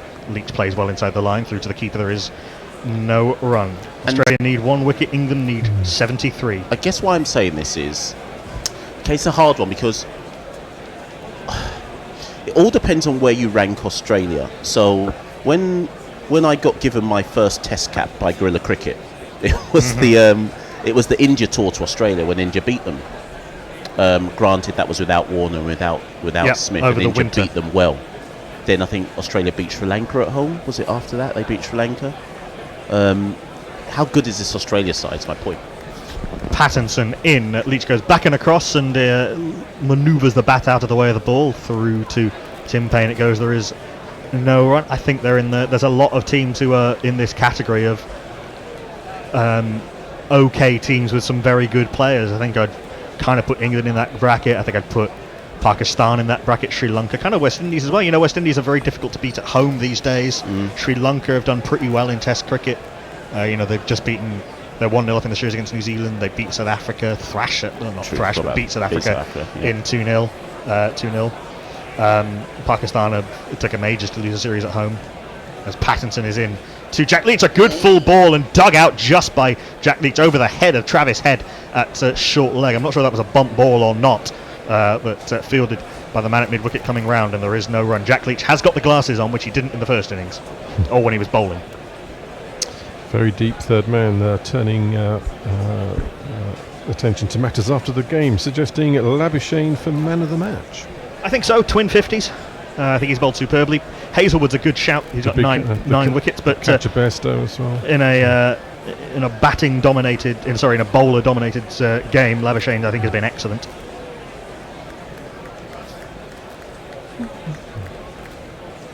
Has filled the gap left by Steve Smith to some degree. Last ball of Pattinson's over is short outside off stump. Leach blocks this off the front foot. Half a step, but Stokes was never going to let Leach take a single there. Fielded at point, there is no run. A wicket maiden for James Pattinson. England 86 for 9. Australia need one more wicket to retain the Ashes. England still need 73 runs. More tweets. They go up. New one's coming. Oh, we may be up just to date. bounced through. So, okay, time for Stokes to just hog the strike, and if it takes until lunch tomorrow to get the run, so be it. Great idea, Evil. And Roger Melly, oh, bugger me, this tweet didn't age well. Referring to an earlier one. No, 2 wickets in 3 balls will tend to sort of make everyone's tweets a little bit out of date. That's good. All right, it really is all over now, but great cricket over the last 2 days. I should try and get some sleep again now. Yeah, it has been an excellent test match again. It looked to be a bit of a walkover earlier, but England showing some resolve in the second innings. Line is going to continue round the wicket to Stokes. It's an in-out field. We've got 3 men round the bat, slip gully and short leg. There's a sort of extra cover kind of on the one, and everyone else is back on the boundary, I think. There are chances of 2. Yeah, there's men back sort of hovering 10 yards off the long leg boundary and the deep sort of mid-wicket boundary as Lyon is in outside off stump. Keeps it a little bit low. Stokes tries to cut and it goes under the bat through to Tim Payne. There is no run. Of course, those who are on World Test Championship watch, this will put Australia on 48 points, and England still yet to score, and obviously India... No, they'll have 8 for the draw. Oh, I forgot the draw. Lords. Oh, God. Lyon in. Reverse sweep from Stokes. It's hit him in front of the stumps, but I think there was a bottom edge. Stokes walked away as though he's done his hip. So violently did he thrash at that. He didn't really get down to it. He was playing for the turn, but it didn't turn. I'm going to start that statement again. Yeah, off the glove. Off the glove into the back pad. There is no run. Those on World Test Championship watch. I'll update you shortly. Line in round the wicket. Stokes stretches forward to this outside off stump, pushes it into the offside. Could have been a single. Stokes isn't going to take it. There is no run. So Sri Lanka are top, obviously, on 60. Australia will go to 48. 58. 54, sorry. Yep. 54. England 8, and India and West Indies are playing, of course. As are Sri Lanka and New Zealand still. Tossed up outside off stump. Stokes goes down on one knee, and I think he's smashed this for 6. Yes, he has. The long off was straight, was wider. This one's gone straighter. 6 runs to Ben Stokes. Let's talk about 6. Let's talk about 6. Let's talk about 6. Let's talk about 6. A violently, if excellently played shot by Ben Stokes. Down on one knee, trusts himself to clear the fence, and with no fielder straight, it's a fair enough shot. Got to score some runs somehow. 2 balls left in the over. I wonder if the field's come up.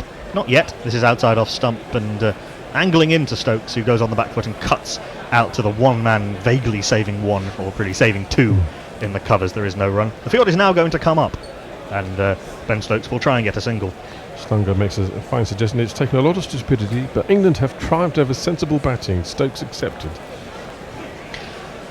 Yeah, to an extent. Bairstow played very well before that brain fade. Yeah, the field has come up. There's still a gap for a single on the leg side at square leg, but there doesn't seem to be much on the offside. Lyon can't afford to pitch short here. I suspect this is going to be tossed up outside off stump. Still the slip in the gully in place for the catch. No, Lyon does bowl back of a length into the body, and Stokes takes the easy single out to deep square leg. Not particularly well bowled by Lyon. That's 7 runs off the over. Stokes on 68. England 293 for 9. Australia still need that 1 wicket to retain the Ashes. England needs 66 more runs to win. Messi Jez tweets, okay, I need England all out for 289 for my final GPL pick to come in. Sorry, it's a bit late now. Well, not necessarily. I mean, we'll keep it up. 293. Oh, yep. Sorry, they are behind. That's corrected, yes, unfortunately. Yes. So yeah, there's a few GPL entries. We'll get to those once we know a little bit more about the denouement of this match. Patrick DePorto, re-bowlers apologising for bouncers hitting the batsman. On the helmet, no. On the arm, no. In the chest, no. On the neck, irrelevant. You better make sure he is okay. I think making sure he's okay is not apologising, is it? No, and I think it's only the decent thing to do. So, Yeah. you know, check he's okay, then walk back to your mark by all means. Stokes is limping, I think, after that violent attempted reverse slap. Seems to have done him a bit of a mischief, but short of serious concussion or a wicket, he's certainly not leaving the crease. We've got the slip, we've got a sort of leg gully, we've got a man sort of halfway back to the boundary at cover, everyone else is back at point, long off, long on, and two men back on the leg side at sort of forward square leg / mid wicket, and at long leg. Pattinson is going to continue. Australia basically aren't trying to get Stokes out. It's a swat by Ben Stokes from a length ball, but straight to the man on the mid-wicket fence, who doesn't throw the ball in. Here's a shout of hold from someone, no doubt, close to the stumps, and there is no run. Tim Evering tweets, as this game looks like it could be finished in a matter of minutes, I'd like to say thanks for the coverage once again. Our pleasure.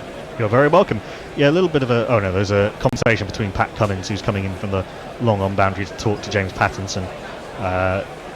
In fact, now the cover's gone back, so it's a slip and a leg gully and everyone else back on the fence. An in and mostly outfield.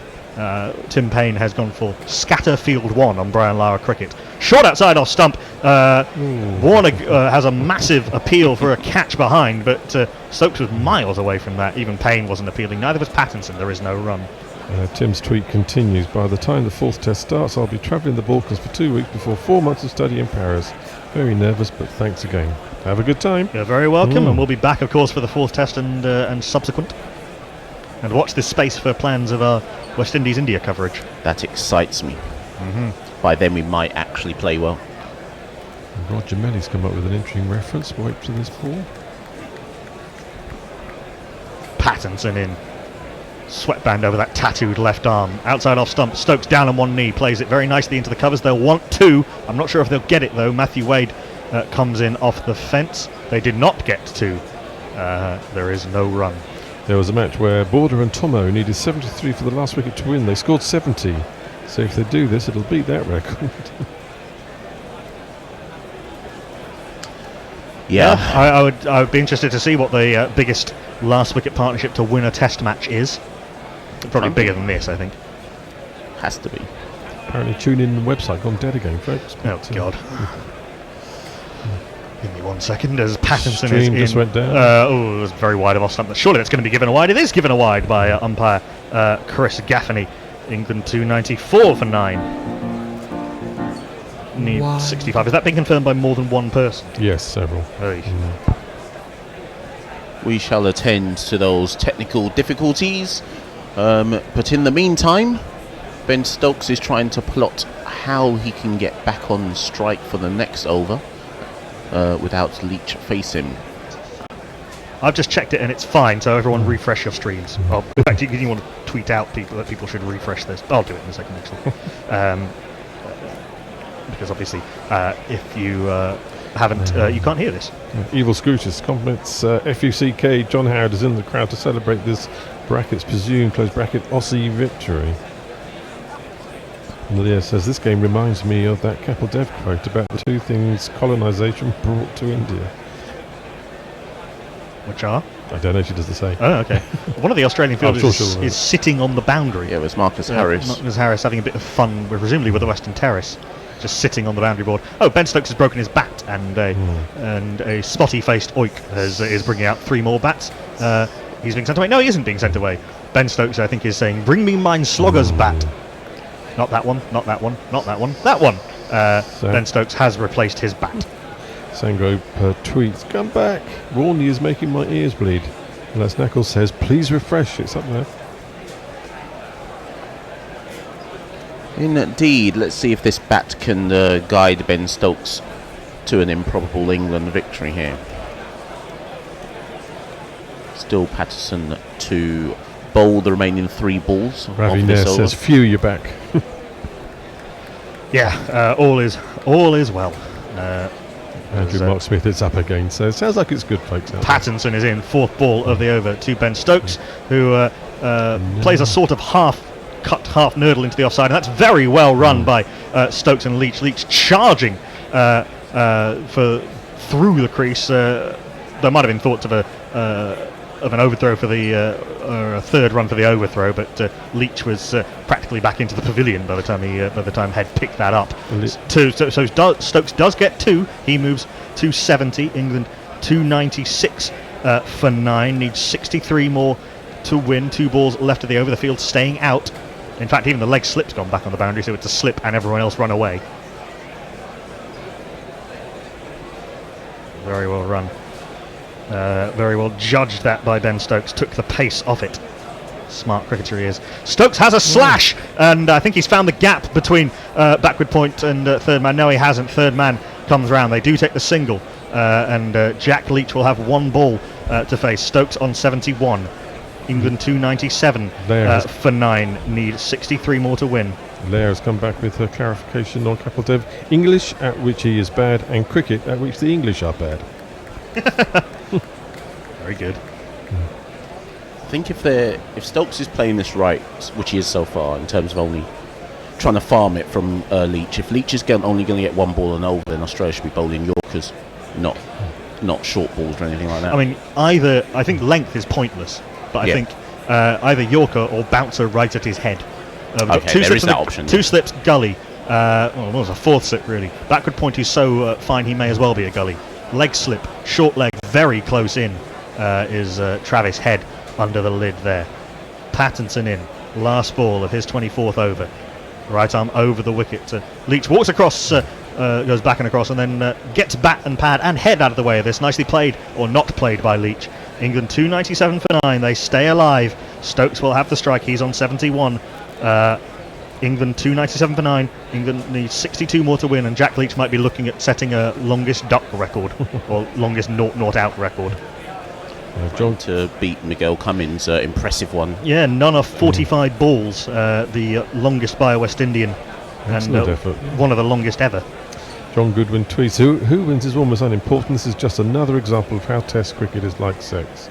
A slow build up to an exciting end, or so I've heard. I've heard that as well. Test cricket's been superb around the world for years. I can think of one bad Test match in the last 4 years, I think, that Melbourne Test of the last Ashes on a completely dead pitch. Line's going to continue. We've got the slip, 2 slips really, everyone else back on the boundary. 2s possibly if Stokes can take the pace off.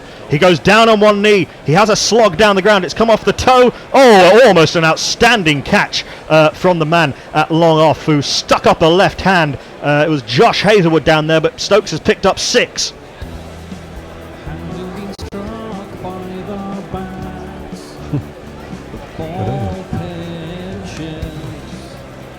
Beyond the boundary, it's a 6. Hazelwood was a little bit too wide to really have a chance at that. Stokes gets his 2nd 6 in the last couple of overs off Nathan Lyon. He goes down on 1 knee and slams this hard and flat, but on the bounce to the man at long on, who I think is James Pattinson. There is no run. Stepping a bit gingerly on his... Yeah, his hip is done, I think, which is maybe why he's trying to slog. England need 56 more to win. Lyon outside off stump, way outside off stump, and turning further. And Stokes is livid that wasn't given a wide. It wasn't a wide. Only just, but it wasn't a wide.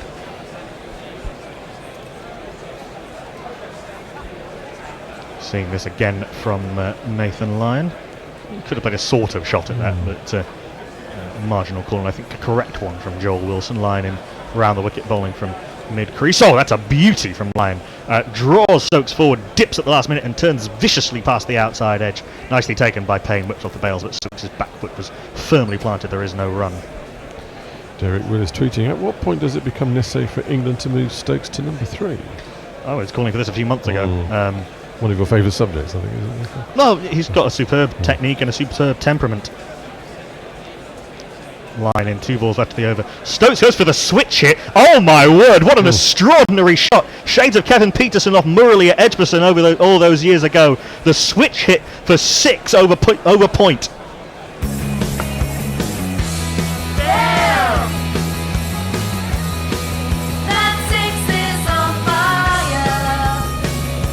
Brilliant from Ben Stokes, especially as he slipped. Playing that basically off 1 foot, not looking at where the ball went, with a man at deep point. Brilliant from Ben Stokes. He's absolutely nailed that over the man at point. And England need just 50, 309 for 9. Oh dear. A little note from Ravi now. Highest 4th innings last wickets down to win was this year Sri Lanka's classic 78. Ah, yes. Not out between Pereira and Fernando. Kusal Second highest Pereira was 57. with Oshada Fernando scoring an excellent not out. Last ball of the over, surely just Stokes is going to nudge this for a single. Barely puts bat to ball and screams for a single to mid-off, who can't stop the single. Brilliant aggression mixed with strike rotation from Ben Stokes. What an over, 13 off it. Stokes off 8 on 84. England need 310 to 9, and now Sky are showing the runs to win rather than the wicket to fall. Australia need 1, England need 49 more to win. I think Australia have got to rethink this and actually try and get Stokes out. Yeah, well, I was just about to say Lyon needs to come off. But I think he should stay on, but with a better field. They definitely should stop putting everybody back in the boundary for Stokes. I think they've got to now try to lure him into a full shot of some sort. Stop him go to an in-out field, but have some have more catches and more men saving 1. I think. Yeah. This idea of trying to, I don't like this when teams only try and get 1 batter out. I've never seen it work. Matt Searle, if Stoke remains not out, he will shift his average to 50 in tests this year, 55 in all formats, by far the best bat for England this year. Pattinson is continuing. Short ball, Stokes is going to try and win this in boundaries. Didn't really get up, and Stokes inside edges it onto his knee and is rather uncomfortable. It dribbles out into the offside. No one's interested in a single. Ian Walker with a great suggestion. Never mind a knighthood. If Stokes saves it from here, we should make him president of the world.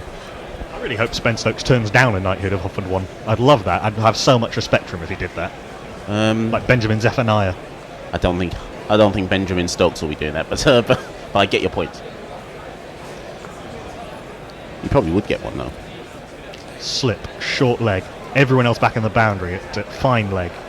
Deep backward square leg, mid wicket, long on. And Ben Stokes is taking a lot of time out of the game. I think he's smashed the ball against his inside of his I wonder knee. if that missed the pad. Stokes says, "No, I don't want help. I'm a man. Men don't need help." Oh no, he is taking an energy drink from one of the England sub-fielders. Here we go. It's a bit early to be wasting time, isn't it? A few comments here. Tim Everingham says, no, surely not. There's Mars. Our best hope is for Ben Stokes to run himself out. Obviously an Australian perspective. Edgar Allan Poe, if I was Ben Stokes, I'd have a few choice words post-match for Roy Burns, Butler and Wokes. Butler? Stokes ran Butler out. I don't think you can say very much to Joss, can you? I mean, his first innings dismissal was poor, but yeah, that was entirely Stokes' fault. Imagine how much... Well, it's already incredibly interesting, but imagine how interesting it could have been if Butler had hung around for a little while. Yep. Messi Jazz, such short memories, Grills. Are you going to let the hope kill you twice in one day? Cheeky. If you don't have hope, what's the point? Yeah, so you're saying keep Nathan Lyon on. Obviously, Patterson has started another over. You wouldn't give Cummins a run? I'd give him a go from Pattinson's end. Oh, okay, fair enough. Mash, one for you, Jay Grover. Ashura is so interested in my work, Mash. I have 2 chapters to go involving horrible things related kobolds, dragons and nuns of the moon goddess. I am delaying it until the end of the match, although I'll send you the file if you want. Oh my goodness.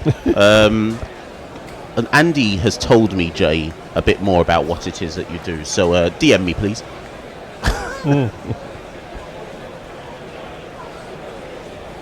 Pattinson in, second ball of the over. Full outside off stump, ends up as a full toss. Stokes slaps this down the ground. Fielded by Kawaja at long on. They do come through for the single. Look, he's stretching. Yeah, he wanted the second, but he wasn't going to get it. Fair enough. I think Leach is perfectly adequate. I think he might call for the physio here. Yeah, he might. I'm not sure what the physio is going to do, other than maybe give him a painkiller so he doesn't have to feel it anymore. Like, there's a head injuries at one you shouldn't trifle with, but there's a big gap between the next test. If it's just a sort of a pain on the knee or a little tweak to the hip, give him a painkiller. Let him do what he can. Might be magic spray that he needs. Yeah, what they often do is the magic spray to numb it, then the painkiller, which kicks in about an hour later, by which time the magic spray's worn off. Comrade Bernsky, hopefully Sex doesn't take 4 days and in a soul-crushing defeat. Sting, are you listening? Should we have a change? When did we come on? For Leach, we've got 3 slips, leg slip, point, shortish, straightish, extra cover, shortish mid-wicket, as Pattinson's in round the wicket, and a very well judged soft edge by Jack Leach, who barely put the bat towards the ball. In fact, I think he took the bat away from the ball, and I think it hit the bottom glove and bounced through to second slip. There is no run. An offer for Mark Zip. If the miracle happens, brackets England win this game, I'll match contributions made before the end of the match up to $150. Fantastic. A re-quote from yesterday. I'll retweet that very quickly. Fantastic offer from Mark Zip, who's a very generous friend of guerrilla cricket. Jay Grover. Bear in mind you're a teacher, Mash. The bar is raised higher. Now I'm nervous. Jack Leach is now struggling to get his glove back on. Joel Wilson is helping him with it. I wonder if that might have smarted a little bit. No, Joel Wilson, Don was saying, is the third umpire. Yep, Jack Leach is saying, no, is he saying he might want some new gloves? Well, this is slowing the flow of the game, isn't it? It's probably what England need, isn't it? It's what his bowling, it's his bowling hand as well. Well, we're due a 3-person change in this over, so they're in to take the last wicket. Is it a 3 or a 2? Pattinson in, 4th ball of the over, outside off stump. Leach plays this from the crease, off the outside part of the bat to Nathan Lyon at point. There is no run. Should England lose, you have Tony or Andy to blame. I'm not sure who's on ball by ball, but one of them's here to bring the death knell to the proceedings. Andy, Tony, and Jason coming in. Unless, of course, Knuckle can win this for Australia in the last 2 balls. He'll try. An appreciative punch of the bat from Ben Stokes in lieu of applause. Stokes is struggling at the other end, but he's hitting through his pain like Gordon Greenidge. Pattinson in penultimate ball of the over. Stoutly played by Jack Leach. Gets the pad out the way, brings the bat down straight. 91 miles an hour from Pattinson. He's getting angry, he's getting faster, but nicely played by Leach up to mid-off. There is no run. It's a valuable 8-ball duck so far. Big round of applause from the crowd there. Oh yeah, every ball that Leach survives is going to be valuable. So, given Stokes as an injury, you're saying keep Nathan Lyon on because Stokes will face next over. Yeah, toss it up, drag him forward, try and get him out. Okay, we'll see how they approach it. If Jack Leach survives this last ball before the over ends. Yes, indeed. ends. James Pattinson. England need 48 more to win. Australia need 1 wicket. It won't be off that ball because Leach is solidly in behind that one, playing it off the outside part of the bat to resounding applause from Headingley. The Western Terrace rises for a prod to point. Leach on an incredibly valuable 0 off 9. Ben Stokes. I am full of admiration for this man. 85 off 193. Battling through pain. Battling against excellent bowling. Combination of aggression and smarts. England 311 for 9. What a test match we have on our hands. And we'll have a little word from our sponsors about how you can support the show. If you go up in there to marketing, play that third one. Yep, you owe us all right. You think this alternative cricket commentary stuff comes cheap? Well, we need some dollar bills to help pay our bills, so please go to patreon.com/GorillaCricket and sign up to make a regular monthly donation. You know there is literally nothing like Gorilla Cricket's coverage, so don't be tight. Dip into your virtual pocket, throw some cash our way. See, Rihanna knows. Patreon.com/GorillaCricket. Pay me what you want it. Well, if Ben Stokes this, he'll be Sports Personality of the Year, Sir Ben Stokes, and King of England by the time we're done. He will. And if he only had 1 or 2 less brainless shots from folks around him, you'd be putting your house on England doing it. But he's left once again to do it on his own, isn't he? And we have been down this road before in the World Cup. Not surprisingly to me, I know there was some talk there that Lyon would stay on. I'm not surprised they brought the paces on because it's going to be that much more difficult for him to hit this bowler for 6. He's going for 1. He's obviously got intentions of going for 2 out there into the deep. They should get there. The fielders were a little bit too far back. Yeah. Good running. Yes, got through for 2. It's 46 needed. Anthony Candy says, come on Aussies. Malik Zishan says, well played Australia. Mohammed Asad Ahmad has got lots of smiley faces. Madhkur Bhatt says, no doubt the English side is good. Only thing, the frontline batsmen will have to apply themselves. Yep, you're not kidding. Well, R.A. Ashlick says, Stokes dangerous. Yes, he is. Yes, he is. Do you want to jingle up the bowler for us, Jason? Sure. Paceman Pat and his baggy green cap. Early in the morning, just before the warm-up, he has to pull out with a dodgy back. And those leg side fielders have just wandered in 5 or 6. Stokes has gone for the scoop over fine leg. He's completely missed it. Forced to do that because, as I say, the deep square and deep mid wicket have just come in 5 to 10 yards to try to cut off the 2. Matuka Bat says, Ben going strong and could have won this test single-handedly, but the poor chap has no support at the other end. Yeah, that's what we're ruining. And don't forget, he had a catch or 2 dropped off his bowling as well. Yeah, he did. He did. One by Joe Root, wasn't it? Yeah, there was horrible drop. Labuschagne when he didn't have many. Now on to make Catches win matches. Yep. Drops win cliche. flops. Drops win flops. Cummins round the wicket. Stokes has got the scoop away that time. There's no one there. It's thudded into the advertising hoardings for 6. Well, 40. I believe in miracles. Is a miracle going to happen? Errol Brown and our jingler there certainly believe it.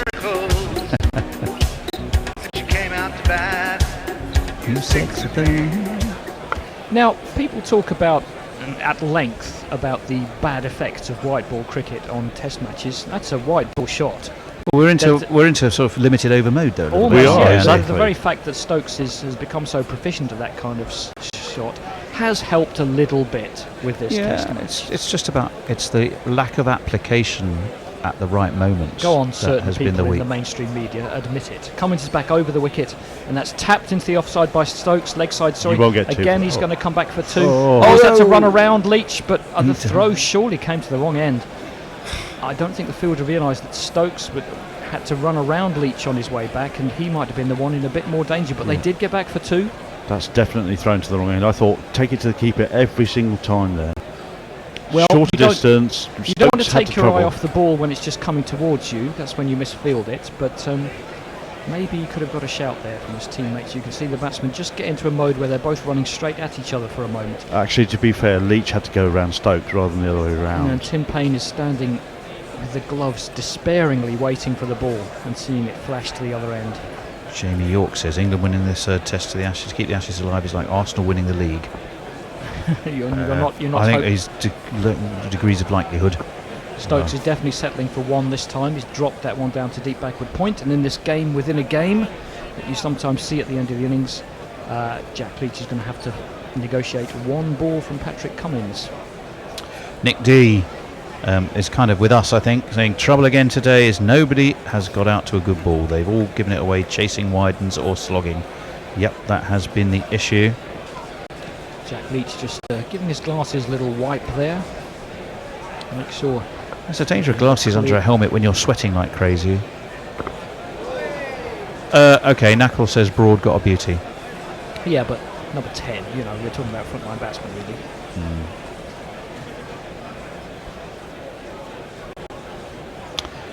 Jay Grover says, Andy, what have you been telling Mash about my means of employment?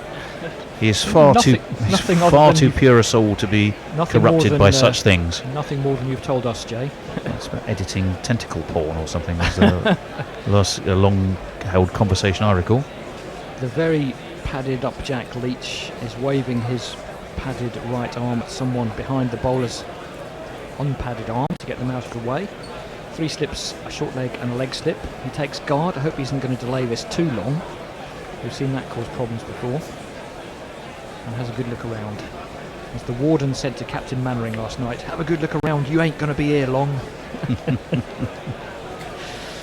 Here comes Cummins. Steps across Leach and plays into the leg side. And there's no run. You can see how he got bowled round his legs in the first innings because he does step across a long way. That is the end of the over. Huge applause from the various terraces. Trying to carry him over the Western Terrace, or all the grounders trying to carry him over the line, aren't they? Alistair, Double Helix, DJ Double Helix says, I'm Australian, but you can't not want to boof Stokes. Absolute gun. Well done, Alistair. That's beautifully fair-minded of you. Yeah, you feel for him at the moment. It looks like his body's giving out on him. His batsmen that have surrounded him have given out on him. He's got Jack Leach for company on 0. He's doing everything he can to stay with him, and add to that, just as if he cares, really. Stokes, he's 4 short of the 100 as well. Yeah. Which he will not care a jot about if he gets to 100 and England still lose, of course. Hazelwood's back into the attack, Australia's main man. It'll be interesting to see what angle of attack he takes towards Stokes. And is Stokes going to swing for the ropes or try to pick up those 2s, or again go for a little scoop, which was a great piece of improvisation in the last over he faced? If you take your limited over analogy, Andy, I mean, if you had to get 37 off 3 overs, you'd probably, well, you'd back a team to do that, but but only really if they had the wickets in hand, wouldn't you? Yeah. Or if they had an incredibly well set batsman, which England have. Well, field restrictions are different. You can't put 7 people on the fence in an ODI. Here comes Hazelwood. Length ball. Stokes swings it away. Swung it away hard. He's found a gap. Yeah. He's found a gap at cow corner, and he's got his 100. Well played, Ben Stokes. Barely a lift of the bat, though. Look, doesn't care. That's good. I like that. Yeah. 20, 40, 60, 80, 90. 100. He's almost waving away the crowd, isn't he? Yeah. He's going, stop it. It doesn't matter. Well done, Ben Stokes. There was a West Indian batsman, I'm sure Mash could remind me, I think it was the World Cup against New Zealand, when they were 9 wickets down, and he got his 100 with them, like, sort of needing about single figures to win. Had a massive, huge celebration. Brathwaite, I think it was. Hazelwood back into Stokes, who's trying to stay focused. It's a Yorker, it's gone high in the air. The fielder's underneath it. It's over him. It's 6. Oh my word, this is extraordinary. 37 been cut to 27 in 2 balls. The words "sweet Jesus," I think, are going through Tim Payne's head. Linux Lear says, meanwhile in Antigua, Jason Holder is wearing 2 floppy hats. Yep, thank you. Not now, though. Yep, 10 yards over the head of Marnus Labuschagne, I think, deep square. It was a attempted Yorker. It was a bit too full. Stokes went down on one knee, just lifted it over deep square. Can he do this? Wow. What a game. Here comes Hazelwood again. Length ball high in the air from Stokes. Has he got enough on this one? He has! He has! Over mid-wicket. This is just ridiculous. It is. And suddenly Josh Hazelwood doesn't know where to bowl. And again, Josh Hazelwood's a man who doesn't play a ton of ODIs, and he's maybe not used to bowling when someone's hoisting him over the ropes. Umpire Bell says there may well be a God because Blackburn Rovers have won the Premiership and England may well win this. Ooh, they will have Ben Blackburn winning Stokes. the Premiership was more the work of Satan. Well, that's harsh. However, and also a while ago. Yes. Anyway, back to the cricket. The work of Shearer, as I recall. Hazelwood bowling length and Stokes just climbing into it. And that boundary is not long enough to contain Ben Stokes at the moment. There's that dreadful fear he might just not get enough of one and hit it too high. But at the moment he thinks, I'm going strong, I'm going to try to win this now. Here comes Hazelwood again. Fuller ball, dabbed down towards third man by Stokes. Is he going to come back for 2? He is. And he could have gone either way with that one because there's 2 balls left. But they've taken the extra run and he's going to be on strike for the 5th ball of the over. And Australia rather look at each other, not knowing where to set their field. They're looking a bit nonplussed at the moment. They've lost the mojo. They don't know what to do. England 18 off the last 4 balls. That's half. They needed 37 to start this over. It's gone down to 19 in 4 What have we balls. had off this over? 12, 16, 18 so far. Yep, and 19 needed to win. Wasn't Seems, as the kids say. Wasn't that what he conceded in the T20 defeat? That as 18? well, yeah. That's what he was trying to 19 defend. to win. I think.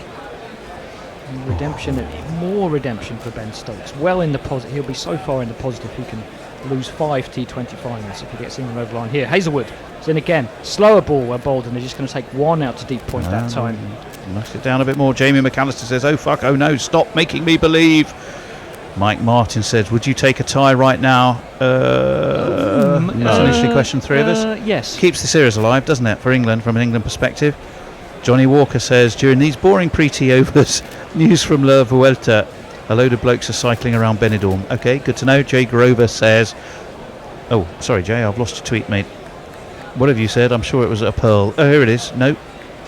What happened there? Yes, no. Whip, I need to come back to you. Oh, I've found it, finally. Here you go. Jay Grover says, I've never met the man, but Stokes seems to be one of the people I'd think genuinely, as opposed to justified retrospect, that he got 100. Well, it's by some distance the highest scoring match. Proofread your own tweet there, Jay, I think. Or it might have been my reading, because I'm trying to also look up and make sure that I'm not missing any action. I'll bring you the action, don't worry about that. Leach, Australia, of course, have changed the field. They're back to a first slip, a fourth slip, a sixth slip, stroke gully, a backward point, a short leg, a leg slip, and a couple of men in the ring. Someone's bat on the ground. Jack Leach just delaying proceeds again. No, that's Ben Stokes actually, changing his gloves, checking his wrist. What a hand he's played. Can he win the pot?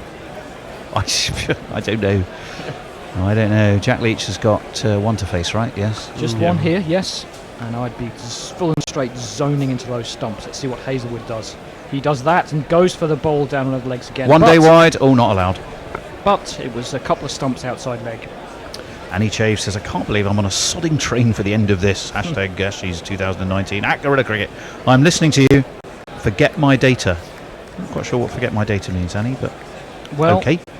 Sympathies, Annie. I was here most of the previous 3 days and I've just swanned in for the exciting bit. Yeah, you've done a grubby.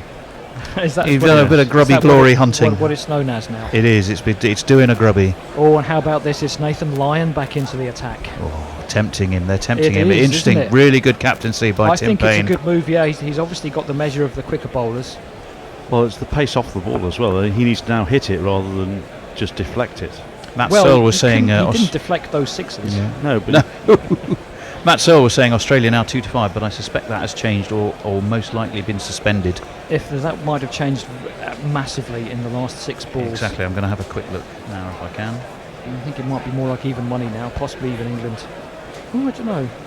Who would I back at even money? I'd probably back England at even money from here. I still think Australia just...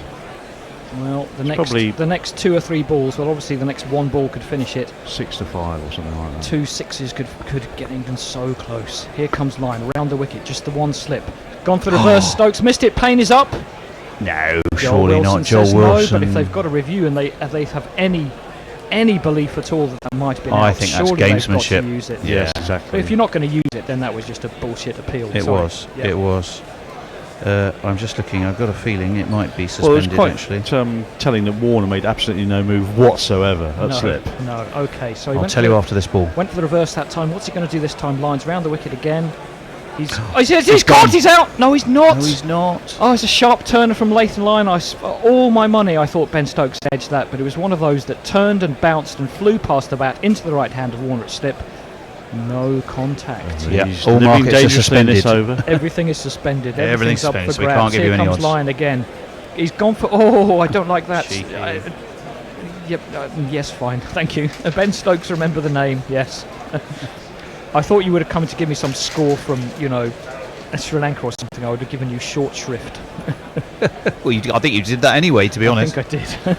Yes, no, go away was short enough. Lyon as bounces back go. in. He hasn't gone for the big shot yet, Stokes. He's played that one up to mid-off and there's no run, so he's gone for the more flicky shots here, Stokes, although I suppose he did have a big swing at that second one. Gulu Ezekiel. Just tossing it up outside off stump. What a name. Gulu Ezekiel says, oh my God, in here in Delhi, my head is spinning. Take the single. 3 men out on the offside. Will he take the single now with 2 balls left? Yeah, I think so, as it's clubbed out towards deep point. Will he take it? Surely Yeah, he they will. go through for one. They do. Lyon's going to have 1 ball again at Jack Leach. Evil Scooters is picking up on the Carlos Brathwaite analogy. Ben Stokes doing a Carlos Brathwaite to Josh Hazelwood's Ben Stokes here. Jay Grover says, anyone remember Usman Afzal's celebrations after getting his 1 international 50? I think that ended his career. It counted against him, certainly in the minds of roundheads like Gooch. Anguished Joe Matt Wood. Searle says Australia now 4-7, so he's maybe they've reopened the markets. Yeah. Although that was 4 minutes ago, so I've looked nothing since much then. has happened this over. Stokes has had a couple of wafts, a big swing and a miss, and then took the single out to deep point. Jack Leach is on strike. He's got men round the bat. He's got Labuschagne giving him plenty of chat. That's forward silly point. He's got a short leg. He's got 2 slips. Everybody else is in the ring. His line's going to come around the wicket. Leach, of course, also a left-hander. Tosses it up. Solid shades of Panesar 09. That's solid prod forward. And that's the end of the over. Everybody breathe. Lennox Lear says also Alzari Joseph is in the stands, fiddling with his phone and looking really pissed off. Nick D says Stokes. Ian Walker says 50 partnership. Well done, Leach, who is still there on naught, but crucially off 12 faced. Yeah. Well done indeed. Shersho Desgupta says, oh my god, now it's 2 6s. What is this match? I want this to end now. Well, we don't. We want it to end in 17 runs time. 19 to win. Jesus Christ, is it possible? Is that a question to us or not, or genuinely a question to Jesus Christ, who I'm sure would have loved cricket? Let me see. Jay Grover says, to the kids actually say scenes, I'm going to stick with I'm shitting it. Yes, they probably. By kids, I mean 30-somethings. Yeah. Do you go short scenes now if you're Cummins? I think you have to give at least a couple. It is a change of bowling. It's Cummins instead of Hazelwood. Is he going to put a couple up Ben Stokes' grill? Because most of the ball's been length from Hazelwood. Length is not where to bowl. Dismissed. I think that's accepted. Cummins is going to come round over the wicket to Stokes. In fact, it's a length ball. It's skewed off the edge. Has he got enough on that? He's gone for the catch. He dropped it. I'm not sure if it carried, but Harris didn't get there. It went down. I'm not sure they took any actually. No, they didn't. Oh lordy! It was skewed off the edge. Fortunately, it went between the 2 fielders. Harris, I'm not sure if he got there or not. I think he may just have done it. Would have been a very hard catch. Here he comes on the replay, running in, round it, dives forward. Oh, it was a drop. Just about got there. It was a very hard catch, but he could have caught the ashes right there. But it was in there. His hands weren't really together. He seems to take a big chunk of Headingley turf as well. I think he hit the ground with his legs before the ball's got there. Just got a little bit early. Cummins again. Stokes swings it away. I think that's going to get all of it. It has. It's gone for 4. I think it's 4. Oh, he's going to check. No one saw the ball. Chris Gaffney's not sure. It hasn't been caught. It's either 4 or 6. So don't worry too much. Warner's still amazing. Warner's having fun. Has a smile on his face. He's enjoying the company of the Western Terrace, isn't he? Fair play to him. I think it was 4. I think 4. 13 to win. Ravi Nair says, if Stokes wins this for us, do we allow him 1 free pass at a Bristol nightclub as a reward? No, I think 2 or 3. I think just stay away from it yourself. Yeah. Again, the fielder was just a. It was 4, wasn't That's it? 4. Yeah, it was definitely 4. Very close to it. He's just found the gap. And that was an even harder chance than the one before.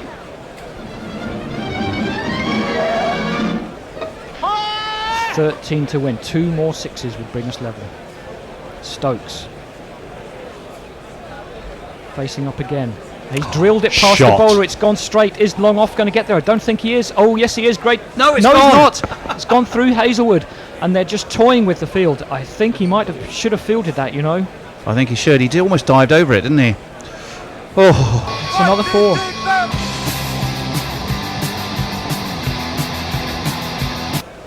Just imagine watching this. No, wait, we are watching it.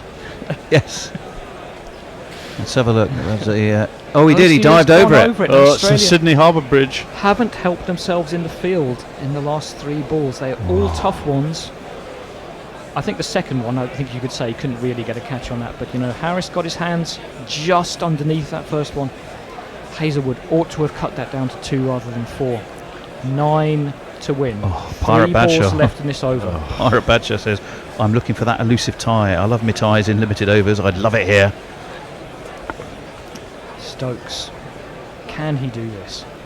Faces up again, slower ball, and he plays it up towards mid-off because they're thinking about 2, but Khawaja was in quickly enough. They just take 1, leaving Leach 2 balls. 2 4s would do it. Spangly sigh, typical. I get told that I can't drink for 2 weeks by the doctor, and this is happening. I need vodka. Well, Pirate Badshaw says postscript. Did he say anything about crack cocaine? Postscript says Pirate Badshaw, if somebody suggests a super over, shoot them. Comrade Bernsky says, as Mash said, mercy me. Mercy Yes, me that was very indeed. funny, Now, you wasn't really it? feel that Australia should try to slow this down and take their time here.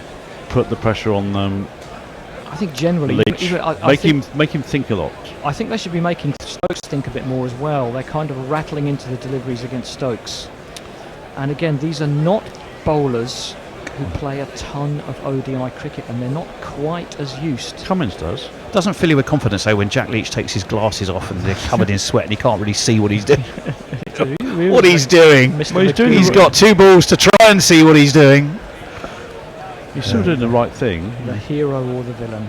Peter Lloyd has sent us a picture of the Edgbaston Members Lounge, which needless to say is empty. A gog. No. Imagine being one of those fools out playing cricket today. So Sunday, people will be. Maybe like the World Cup final, the game at my club, they just stopped to watch the dreaded I think Super Over. that should be what you do. This would be. Well, I'm not even going Leach, to. Not 2 even balls going to to go there. face. Here comes Cummins. Is he going to step across? Yes, he is. It's a short ball and it's gone over the shoulder, and that's really wasted, isn't it? Leach was able to just let it go, duck under it. Steve Kellett says, this is killing me. The hope is killing me. The adrenaline is now flowing and I'll have to sleep before an early flight in the morning. Doubly embuggered. I'll just go for a session. Plough through. You should go get out of the way of anything that's going to hit him. Or just let Or it, the stumps. Or just let it hit him. I mean, surely this is going to be the full ball from Cummins. Ranterist. Ranterist. What a Good great name. name. Yep. Says, go, Ben Stokes. Go, Guerrilla Cricket. From Plano in Texas. Cummins, in he comes again. Leach, 1 ball to face. Steps across. Oh, It's the full ball. It's hit him on the pad, but it's a mile outside leg. It was. Don't worry about it. That's the end of the over. Right, James says, Google has England's chances of winning at 40%. As I write this, should be an exciting finish. No shit, Sherlock. Or in this case, James Carnaby Rob says that. They've reviewed. They have Oh, reviewed. you're kidding me. But it's just takes a little bit of time out. It's never out in a million years. Carnaby Rob says that bloke he chinned in Bristol dining out forever now. It was awfully full, but I thought I'm fairly sure it was outside. leg. Just continue. I'm ignoring this review. Well, we'll have a look at it, Andy, just to put everyone's mind at I rest. have decreed it. I think it's a pitched outside leg to me. Yeah. Not far, but far enough. Pretty clearly. I mean, I kind of understand why they've done it, just in case everybody's had a brain fade. Certainly didn't. And seen it wrong. Yes, Pitched outside leg, nothing to see. Let's Outside move leg. on. Chris Silvery Beam says, tuned in again from local club for the climax. Not sure I can take this tension. I'm not sure we can, Chris. Well, will they come back to rue that burning the last review? Well, wow, that would be something. Well, wouldn't it just? Well, you see, England have a review left. And the subconscious temptation for an umpire would be to give it out so England can review it, rather than not give it out and Australia can't. Yeah. So Lyon to Stokes and 8 needed. 8 needed, and Stokes has been very adept at finding the boundary with 6s and 4s. He is absolutely out on his feet, Ben Stokes. Can you just imagine the headline? Stokes eats lion. Right, let's not imagine that just yet. The Last Real Bachelor says, my best friend and I are in a horse park in the middle of Kentucky, and of course we're trying to, and successfully, pulled up Guerrilla Cricket to listen. This match, oh my God, you're right, Last Real Bachelor, oh my God's a pretty good summary. Fielders are right back on the fence. They're giving up 2 to try to take that vital catch. Here comes Lyon. Stokes goes back and punches off the back foot. It's out to the deep fielder. I would expect them not to take a run. Matthew Wade fields with a fumble, but there's Stokes no is run. well towards square leg, not interested. Nigel the Bear Walker says, Jesus fucking Christ, I'm in Marks and Spencer's shoe shopping. Thought it was a lost cause and now I'm nervous. Well, that'll teach you. Lyons in again to Stokes. He's again just punched it into the offside, and they will not take a run because there's no chance of 2 there. Oh Lord, it's, Evil Scooter says, who needs other things in life? Cricket is fucking amazing. Yes, it is. Dr. Leonie Hicks says, I've had to put my knitting down and do breathing exercises. Yeah, breathing exercises all around. We're not knitting, but hard to breathe. Some green tea. Lyons in again. My goodness, just a slip. Everyone else far and wide. Stokes hits it high. Enough. I don't think that is enough. It is! It is! It's hit a 6! It's gone for 6 over long off. For all the world, it looked like he hadn't got enough of that. But he had. What now? That 6 really was on fire. England need 2 runs to win. Now, what do you What do does with Payne this? do now? What do you do with this field now? Do you pull them all up? I think you have to keep the one little straight bit back. In, out at cow corner. Oh, just Australia's desperate for that to be called. He is. Stokes bending down. He's to like see a if golfer he's who's got- just played a chip shot. Is it going to get over the bunker? Yeah, Yeah. go ball, go ball, go ball. Western Terrace had no doubt. Look at them rising up behind him. This is. Oh well, this is. He's got Chris Stokes Drew would is say. after Bear's tweet. It says shoes off Lion if you love coming Ben in, Stokes. Lion coming in. I can't see what they've done with the field. It's punched out towards. They're mostly up. Pointers fielded it. Did they get through for a single? No, they did not. I Do think they not? they've basically brought the field up. There may be one or He's two kept out the strike, somewhere. that means. Would be nice if we could see where they are. There's 2 balls to go in this over. One blow would do it. One scamper would One tie it. scamper would tie it. They may go for a scamper off the last ball, they may not, but this is the 5th ball. Lions in again. To Stokes, goes to reverse. He's hit it well. It's straight to the fielder. Oh no, there's going to be one out! Oh, do it! Lions dropped it. Leach was all the way down the wicket. Stokes swept it to short third man. Leach was practically shaking hands with Stokes. Stokes sent him back. The throw was a bit wild. Lyon was close to the stumps and didn't want to leave the stumps and reached for the ball and dropped it. And if he'd picked it up, he would surely have run Jack Leach out. Stokes didn't really do any. Stokes turned his back on poor Jack Leach and Nathan Lyon. Nathan Lyon, you just dropped the ashes. Not yet, he hasn't. Johnny Walker says, will they go off for tea in 8 minutes? No, they jolly well won't. I don't think so. It's not going to go to 8 minutes, It's not going to go. It's not going to go. That was unbelievable. All the things you can look at. Here comes Lyon again. 2 to win, 1 to tie. Tosses it up. That's Hit on the LBW. pad. It's pretty straight. Joel Wilson says, no, Australia have no review left. Jason, you so called that one. They burned their review on something that was never out last over, and that looked pretty straight. Well, that was a round leg stump. Oh, I thought Imagine that was out. if that was out. I would have given that. Oh. Andy, I don't know about you. I think I would have as well. And again, I would have been but it would have been unfair to give it so England could review, because obviously umpire's call would then be in their favour. Joel Wilson didn't. Oh, we're going to have a look at that. Has it straightened enough? You know, it might not have. I think that's out. I think that's out. I think it's hit him. It's turned and missed the front pad. It's hit him on the thigh pad. Stokes fell over. Lyon gave it the biggest appeal of all time. Joe Wilson said no. And then fell Lyon over fell backwards. over backwards. There's one more ball to go on the show. I don't think we know if we're going to have time to look at that review. And Leach has got to face it now. No. Yes. What did they... Oh, that was the end of the over. Yes. The end of the over. Stokes was going for the big hit. Leach, oh my goodness, Leach is now on strike with 1 to tie, with 2 to win, with 1 wicket left. Who has been right? This is they got the same script writer as the World Cup final. We're having a look at this review. It has clipped the that's front pad out. first. It was That's out. out. It was smashing middle and leg. Wow. Oh my word. You'd have to feel for Australia if they don't make it now. Oh, and look at Langer and his henchman there. His henchman, his evil henchman. Despairing, because it wasn't just hitting leg, it was hitting middle and leg. Well, you had a review and you burned it on a completely never out in a million years ball. You wouldn't have thought the World Cup final could be beaten, but we're beating it like 3 weeks later. 2. If he gets a chance for single, take it. Get us that tie, I because that imagine keeps Stokes us in the is going ashes. to be out of his blocks fairly sharpish. No run out. If you run out, gets run out, we lose. Yep. It looks like much the same field. It's 3 slips, the leg slip, the forward short leg, point and mid off. Fine leg is coming close. up. Where's he Fine going to? leg's coming up. Is he coming up to a second catch on the leg side? If Jack Leach gets a bit of room outside off stump, will he swing his hands through it? Edge over the slips in for 4. We'll see. Here comes Cummins, right them over, bowling across him, steps across, drops under the short ball. And there's going to be one up there soon enough. He's not going to get any width on the offside. Well, you'd hope not, from the captain's point of view. Umpire Bell says, I may even crack the dart run open if we do this. Have to officiate the county under-13s tomorrow, so we'll stick to only half a bottle. Jay Grover says, to be fair, Uthman Azil was a bit of a dick the only time I met him. Sure, I were as well, but copious rum and cokes does that. 2 to win, 1 wicket left. Cummins, will he be hero or villain? Here he comes, over the wicket, short leg poised, steps across, clips it past short leg, but leg slips there, but leg gullies there as well in the ring, and there's no run. I don't think I've ever seen it, like 2 men in the ring and behind square leg as close to each other as that. Jay Grover says, I've just rolled 3 cigarettes while smoking 2, no shame. Matt Searle says, Australia now 6-5 with 9 runs needed. Ian Walker says, why would you bowl bouncers at the tail ender when there's a set batsman at the other end who can win the match with 2 shots? Chris Dobertine says, just when I thought there was a chance, there's an actual chance. Brenton Baldwin says, dying. Lou Brittin Sack says, I'm dying here. Jesus, yes we are too. Well, please don't die. It's only cricket. Lennox Lear says, at Holmes' request, Watson confirmed that the immediate surroundings did indeed not contain any feces, it says. Oh.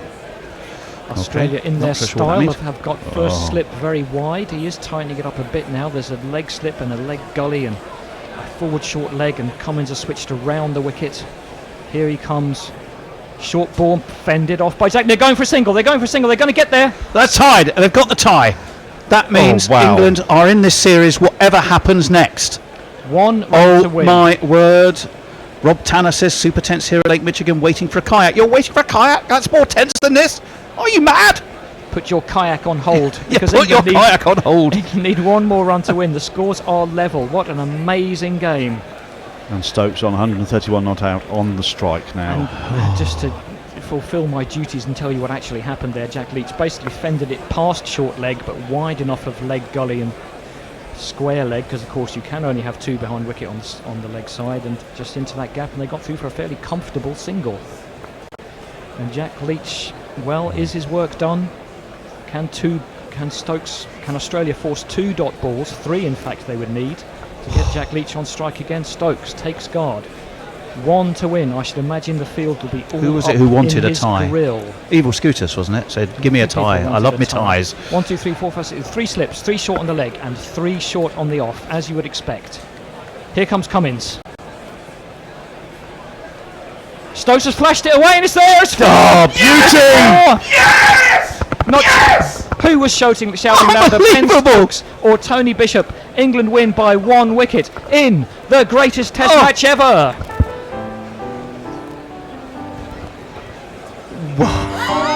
So we've had a World Cup where England had rode their luck. We've had a Test match where England have more than ridden their luck, because we saw one that was absolutely plumb out, but they burnt their reviews. And What it's an your amazing call. game.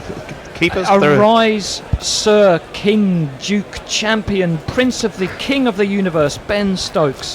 What an Mohamed amazing Labuschagne innings. is almost crying. Australia absolutely crestfallen. Tim Payne is going to get pelters off his media for the various things that have happened in this game.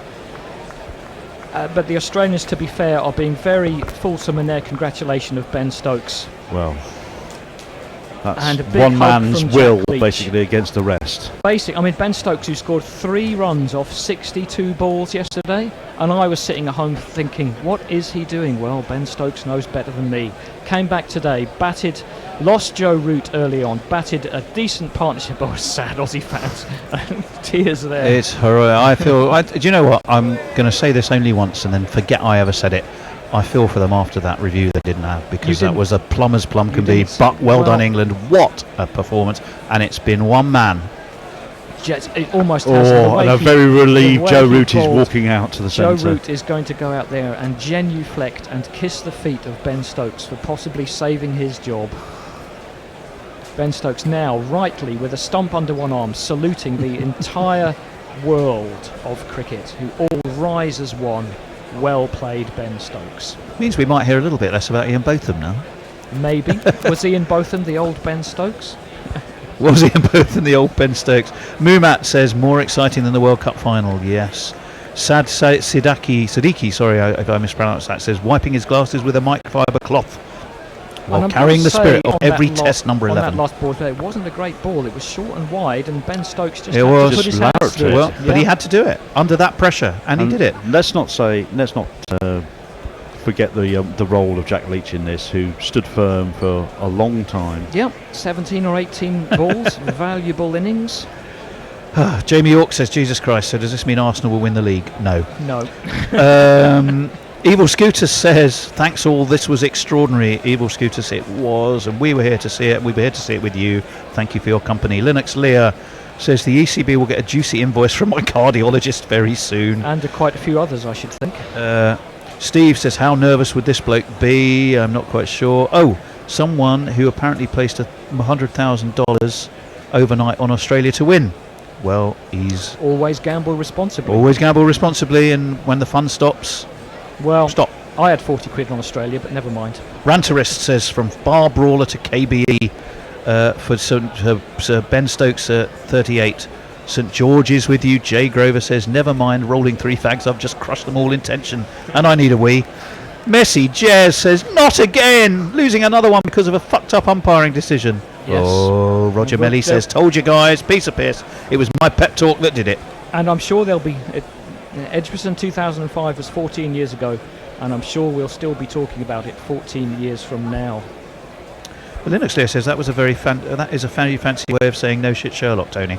Did I? I thought I might have actually said that, Linux Layer, but I'm sorry if I insulted you. I certainly wouldn't have meant to. Subdued Steve Smith shaking hands with Ben Stokes there. Doesn't matter, he wasn't playing. He had his This Labber Smith in series instead. is back on. It's 1-1. There are 2 test matches left. No, let's not start talking about selection. Let's still just drink in this amazing game. So many times you thought England were dead in this game. 67 all out on Friday. But only ever ahead at the end. Absolutely only ever ahead at the end. They were not looking too bad this morning, 170 odd for 3. But they lost Joe Root early on. Stokes and Bairstow got through to lunch then. Hendo came in and took 2 quick wickets. He did. A poor shot. Look at from the terrace. Bairstow. Oh, what a shot that is. It is. It's like the winning. The bottles are flying. Everyone's hats are flying in the air. I hope no one was holding, a knife and fork, or that would have come down, unfortunately, on someone. As I was saying, Bairstow rather threw his wicket away. Butler was run out by Ben Stokes. I think Jack Leach might have hurt him when he jumped into it. Yeah. Evil Wokes Scooters didn't last long. I'm just going to run through it. Sorry, mate. Wokes didn't last long, but a very poor shot was caught at cover. God, who was next? Archer did hang around for a bit and clumped a couple of 4s when he was caught on the boundary trying to repeat the dose. Broad was out second ball, and at that point England needed, 65? Yep. Something like that. Yeah. Ben Stokes batted amazingly. It then became the game within a game of keeping the strike and farming the strike, and Jack Leach defending when necessary. And Ben Stokes hitting the ball over those boundary fielders. Marcus Harris almost grabbed one at third man. He was just too far away from the ball. He technically got there, couldn't quite hold it. A couple more misfields took them closer, and then Australia burnt their last review on a ball to Jack Leach that was pitching clearly outside leg stump. That is nice. We've just seen Lyon and Stokes with a bit of a Flintoff and Brett Lee moment. Knackle might need to tell us, but earlier on we were looking at the largest partnership to win a Test match. 78. So they didn't get and that to was it. Earlier this year. Okay. It would have previously it would have All been. right. But I was just saying that then Nathan Lyon bowled a ball to Ben Stokes. He went down on one knee to sweep. It looked a very decent appeal. Joel Wilson said no. Australia had no reviews left, and the DRS showed it not hitting leg stump, hitting middle and leg. And that one's not going to be forgotten either.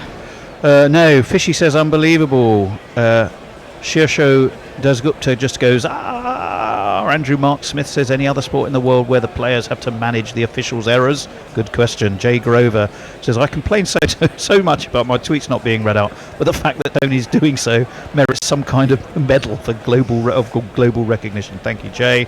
Pirate Badshaw said, good grief, that was something else from Ben Stokes. Notwithstanding the World Test Cup points up for grabs, it would have been a bit deflated if it had all been wrapped up here. Anyway, thank you and goodbye all until the next time. Tragic I didn't get my tie though. Yeah, sorry about that. Well, that last wicket partnership with the 4 at the end, in the end, reached 76. So Evil it was only too short of that Kushal Pereira and the other guy record. Evil Scooter says, well played Ben Stokes, both of them. Who? Peter Lloyd says, check the GPL. Oh yes, can we check the GPL as well? Okay. Yeah, okay, Knuckles going to come in and you're going to read the tweets? I'm going to have to run, that will help me.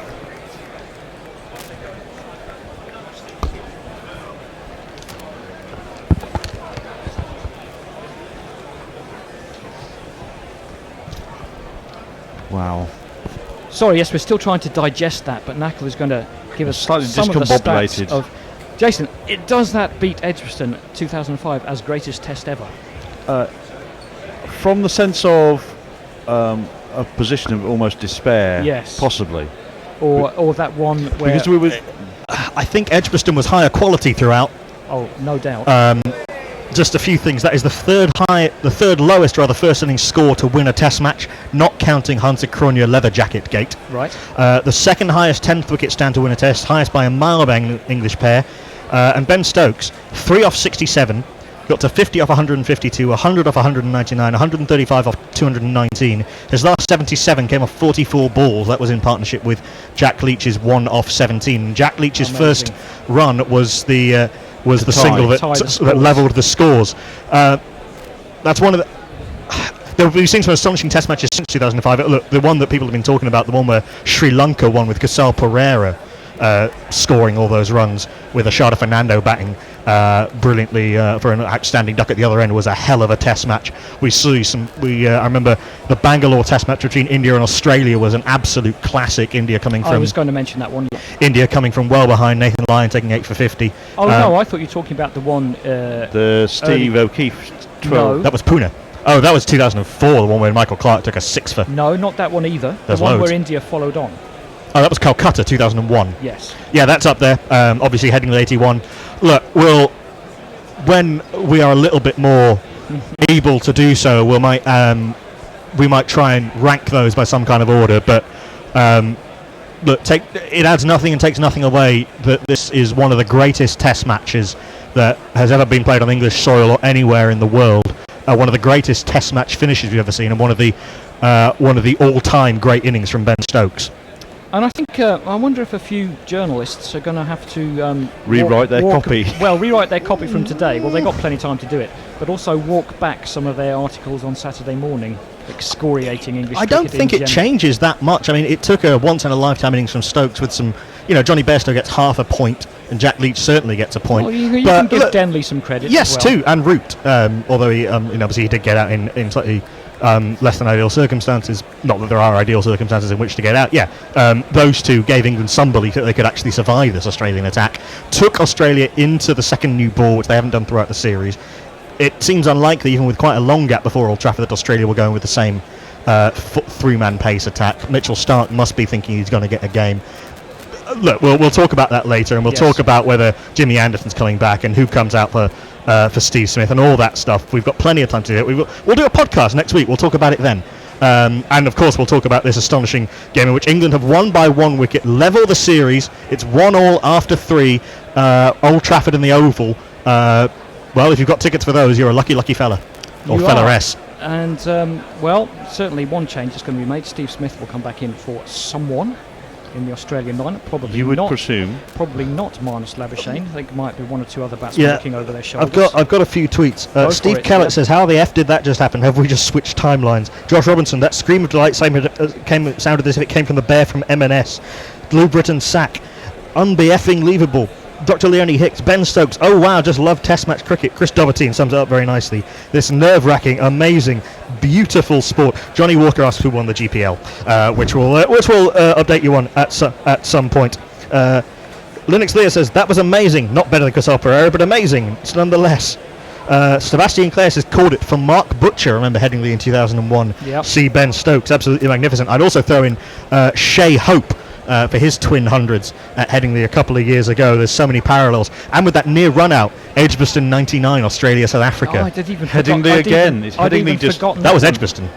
I'd even forgotten that one in my rundown, that Australia really should have run Jack Leach out. He was 3/4 of the way down the wicket with, I think, 4 or 6 to win or something. Sent back, and Nathan Lyon couldn't gather a rather wild throw. But that's what pressure does to you. Yeah, and look, you talked about the wasted review and the inability to review the one that was out. I thought it was missing leg, but again, we saw this in the second test. Lyon does turn the ball in pretty much all circumstances, and it was smashing into the stumps. Mark Zip ironises, Test cricket, so boring, huh? That's why we need a new format. Thanks for the coverage. If we get any new subscriptions, we'll be on to you for that, because Mark Zip made a very generous offer to match subscriptions up to £150 if England won the Test match. TV umpire, wow, Ben Stokes. I just hope Australian PR does not make that decision the main talking point. Talking points should be Stokes, Leach, Wilson in that order. I'd have Wilson some way down after Labuschagne, after Hazelwood, after Archer. Remember Jaffa Archer's 6 for? It's not going to be like that in the Australian media, trust me. No, superb catching from David Warner. So much going on in this Test match. Just, sometimes I find Test matches lack some immediacy and urgency, but when they're good, they're so good. When Test matches are good, there's nothing else like it in sport. I will definitely concede that. Brenton Baldwin, Edgbaston 05, Sydney 08, Headingley 2019, the 3 best Test matches in my lifetime. Well done, Stokes. That plum LBW though, crying emoji. Thanks, Guerrilla Cricket. Sursho Das Gupta says, okay, cracker of a game. Subscription for cricket streams in the US are quite expensive. I'm glad I discovered Guerrilla Cricket during the previous match. Thanks for the great coverage. You're very welcome, Sursho, and everyone else who has found us during this series. Edgar Allan Poe sent in something a little while ago that he would dance naked through the streets if England won. And Andy Durant says, get your dancing shoes on. England have kept their part of the bargain. Well, no, because then you wouldn't be. But anyway, go on. Telly Tilkedi, this says, effing awesome. Best innings we will see in our lifetime. Bravo, Ben Stokes. The problem with those sort of predictions is cricket keeps throwing up these astonishing innings.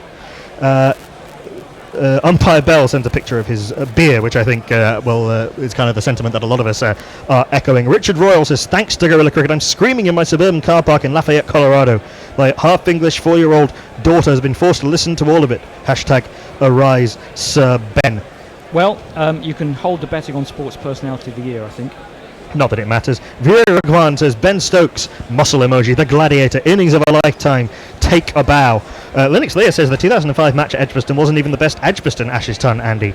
That would be the 1997 one where NASA made a double. Linux is an Edgbaston hipster. I didn't say best ton, best match.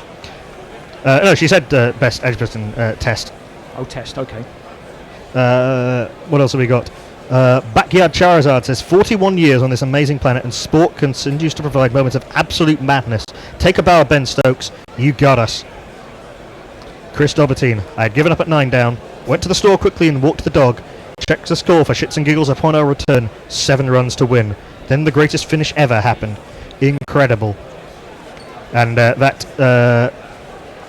wraps it up on the tweets. We're going to have a presentation of Man of the Match. Any guesses? Well, quite. They rather give it away now by only having one person out there. They used to have the whole team out there. Look, I think even if England had not won the game, I think Stokes deserved to be player of the match, because that was an unbelievable effort. In so many things conspired against him. He had very little support from anyone around him once Bairstow got out. Obviously, him running Butler out was his fault. But the pitch was not particularly venomous, but it was doing something. It was turning against an excellent, if tiring, attack. Nathan Lyon, I think, bowled very well today. I think Australia weren't at their best with the ball, perhaps because they were tired and they were into the 120th over. Sure, it makes a difference. But Ben Stokes, violent when he needed to be, intelligent when he needed to be, resolute when he needed to be. 3 off 67 balls, survived last night when the Australian bowlers were fresh. Jack Leach looks unbelievably calm given what's just happened. There's a bit of a look of Bob Willis 1981 on Jack Leach's face. Can't quite believe what just happened. That about wraps it up on Twitter. Thank you all for your coverage and your company on Twitter and on Facebook and on YouTube throughout this astonishing Test match. And thank you to everybody, all the people who commentated the first 3 days, and I just strolled in for that finish. Sometimes you're in the right place at the right time, Sometimes and we all were here today. Absolutely. Gentlemen still abed around the world shall think themselves accursed they were not there. Indeed. Well, we've got to say goodbye at some point. We'd love to talk about this game for hours, but I think that's a good place to sign off as any. Thank you, Andy. Thank you, Jason. Thank you, Mash, Steve, Hendo, and Tony. And Annie. And Annie Chave, all of whom were in today. Thank you to everyone else who's been here. Join us again for the 4th Test, which starts a week on Wednesday. Yes, it is the week after. A week on Wednesday at Old Trafford. In the meantime, there will be a podcast next Thursday for patrons and Friday for everyone else. Please, if you do like our work and want to help us keep bringing you more of the astonishing feast of brilliance that is cricket at the moment, give us some money. Patreon.com/Guerrilla Cricket or PayPal, whichever you prefer. But until the 4th Test, it's goodbye from everyone here at Guerrilla Cricket, and thank you. And thank you, cricket. Guerrilla Cricket.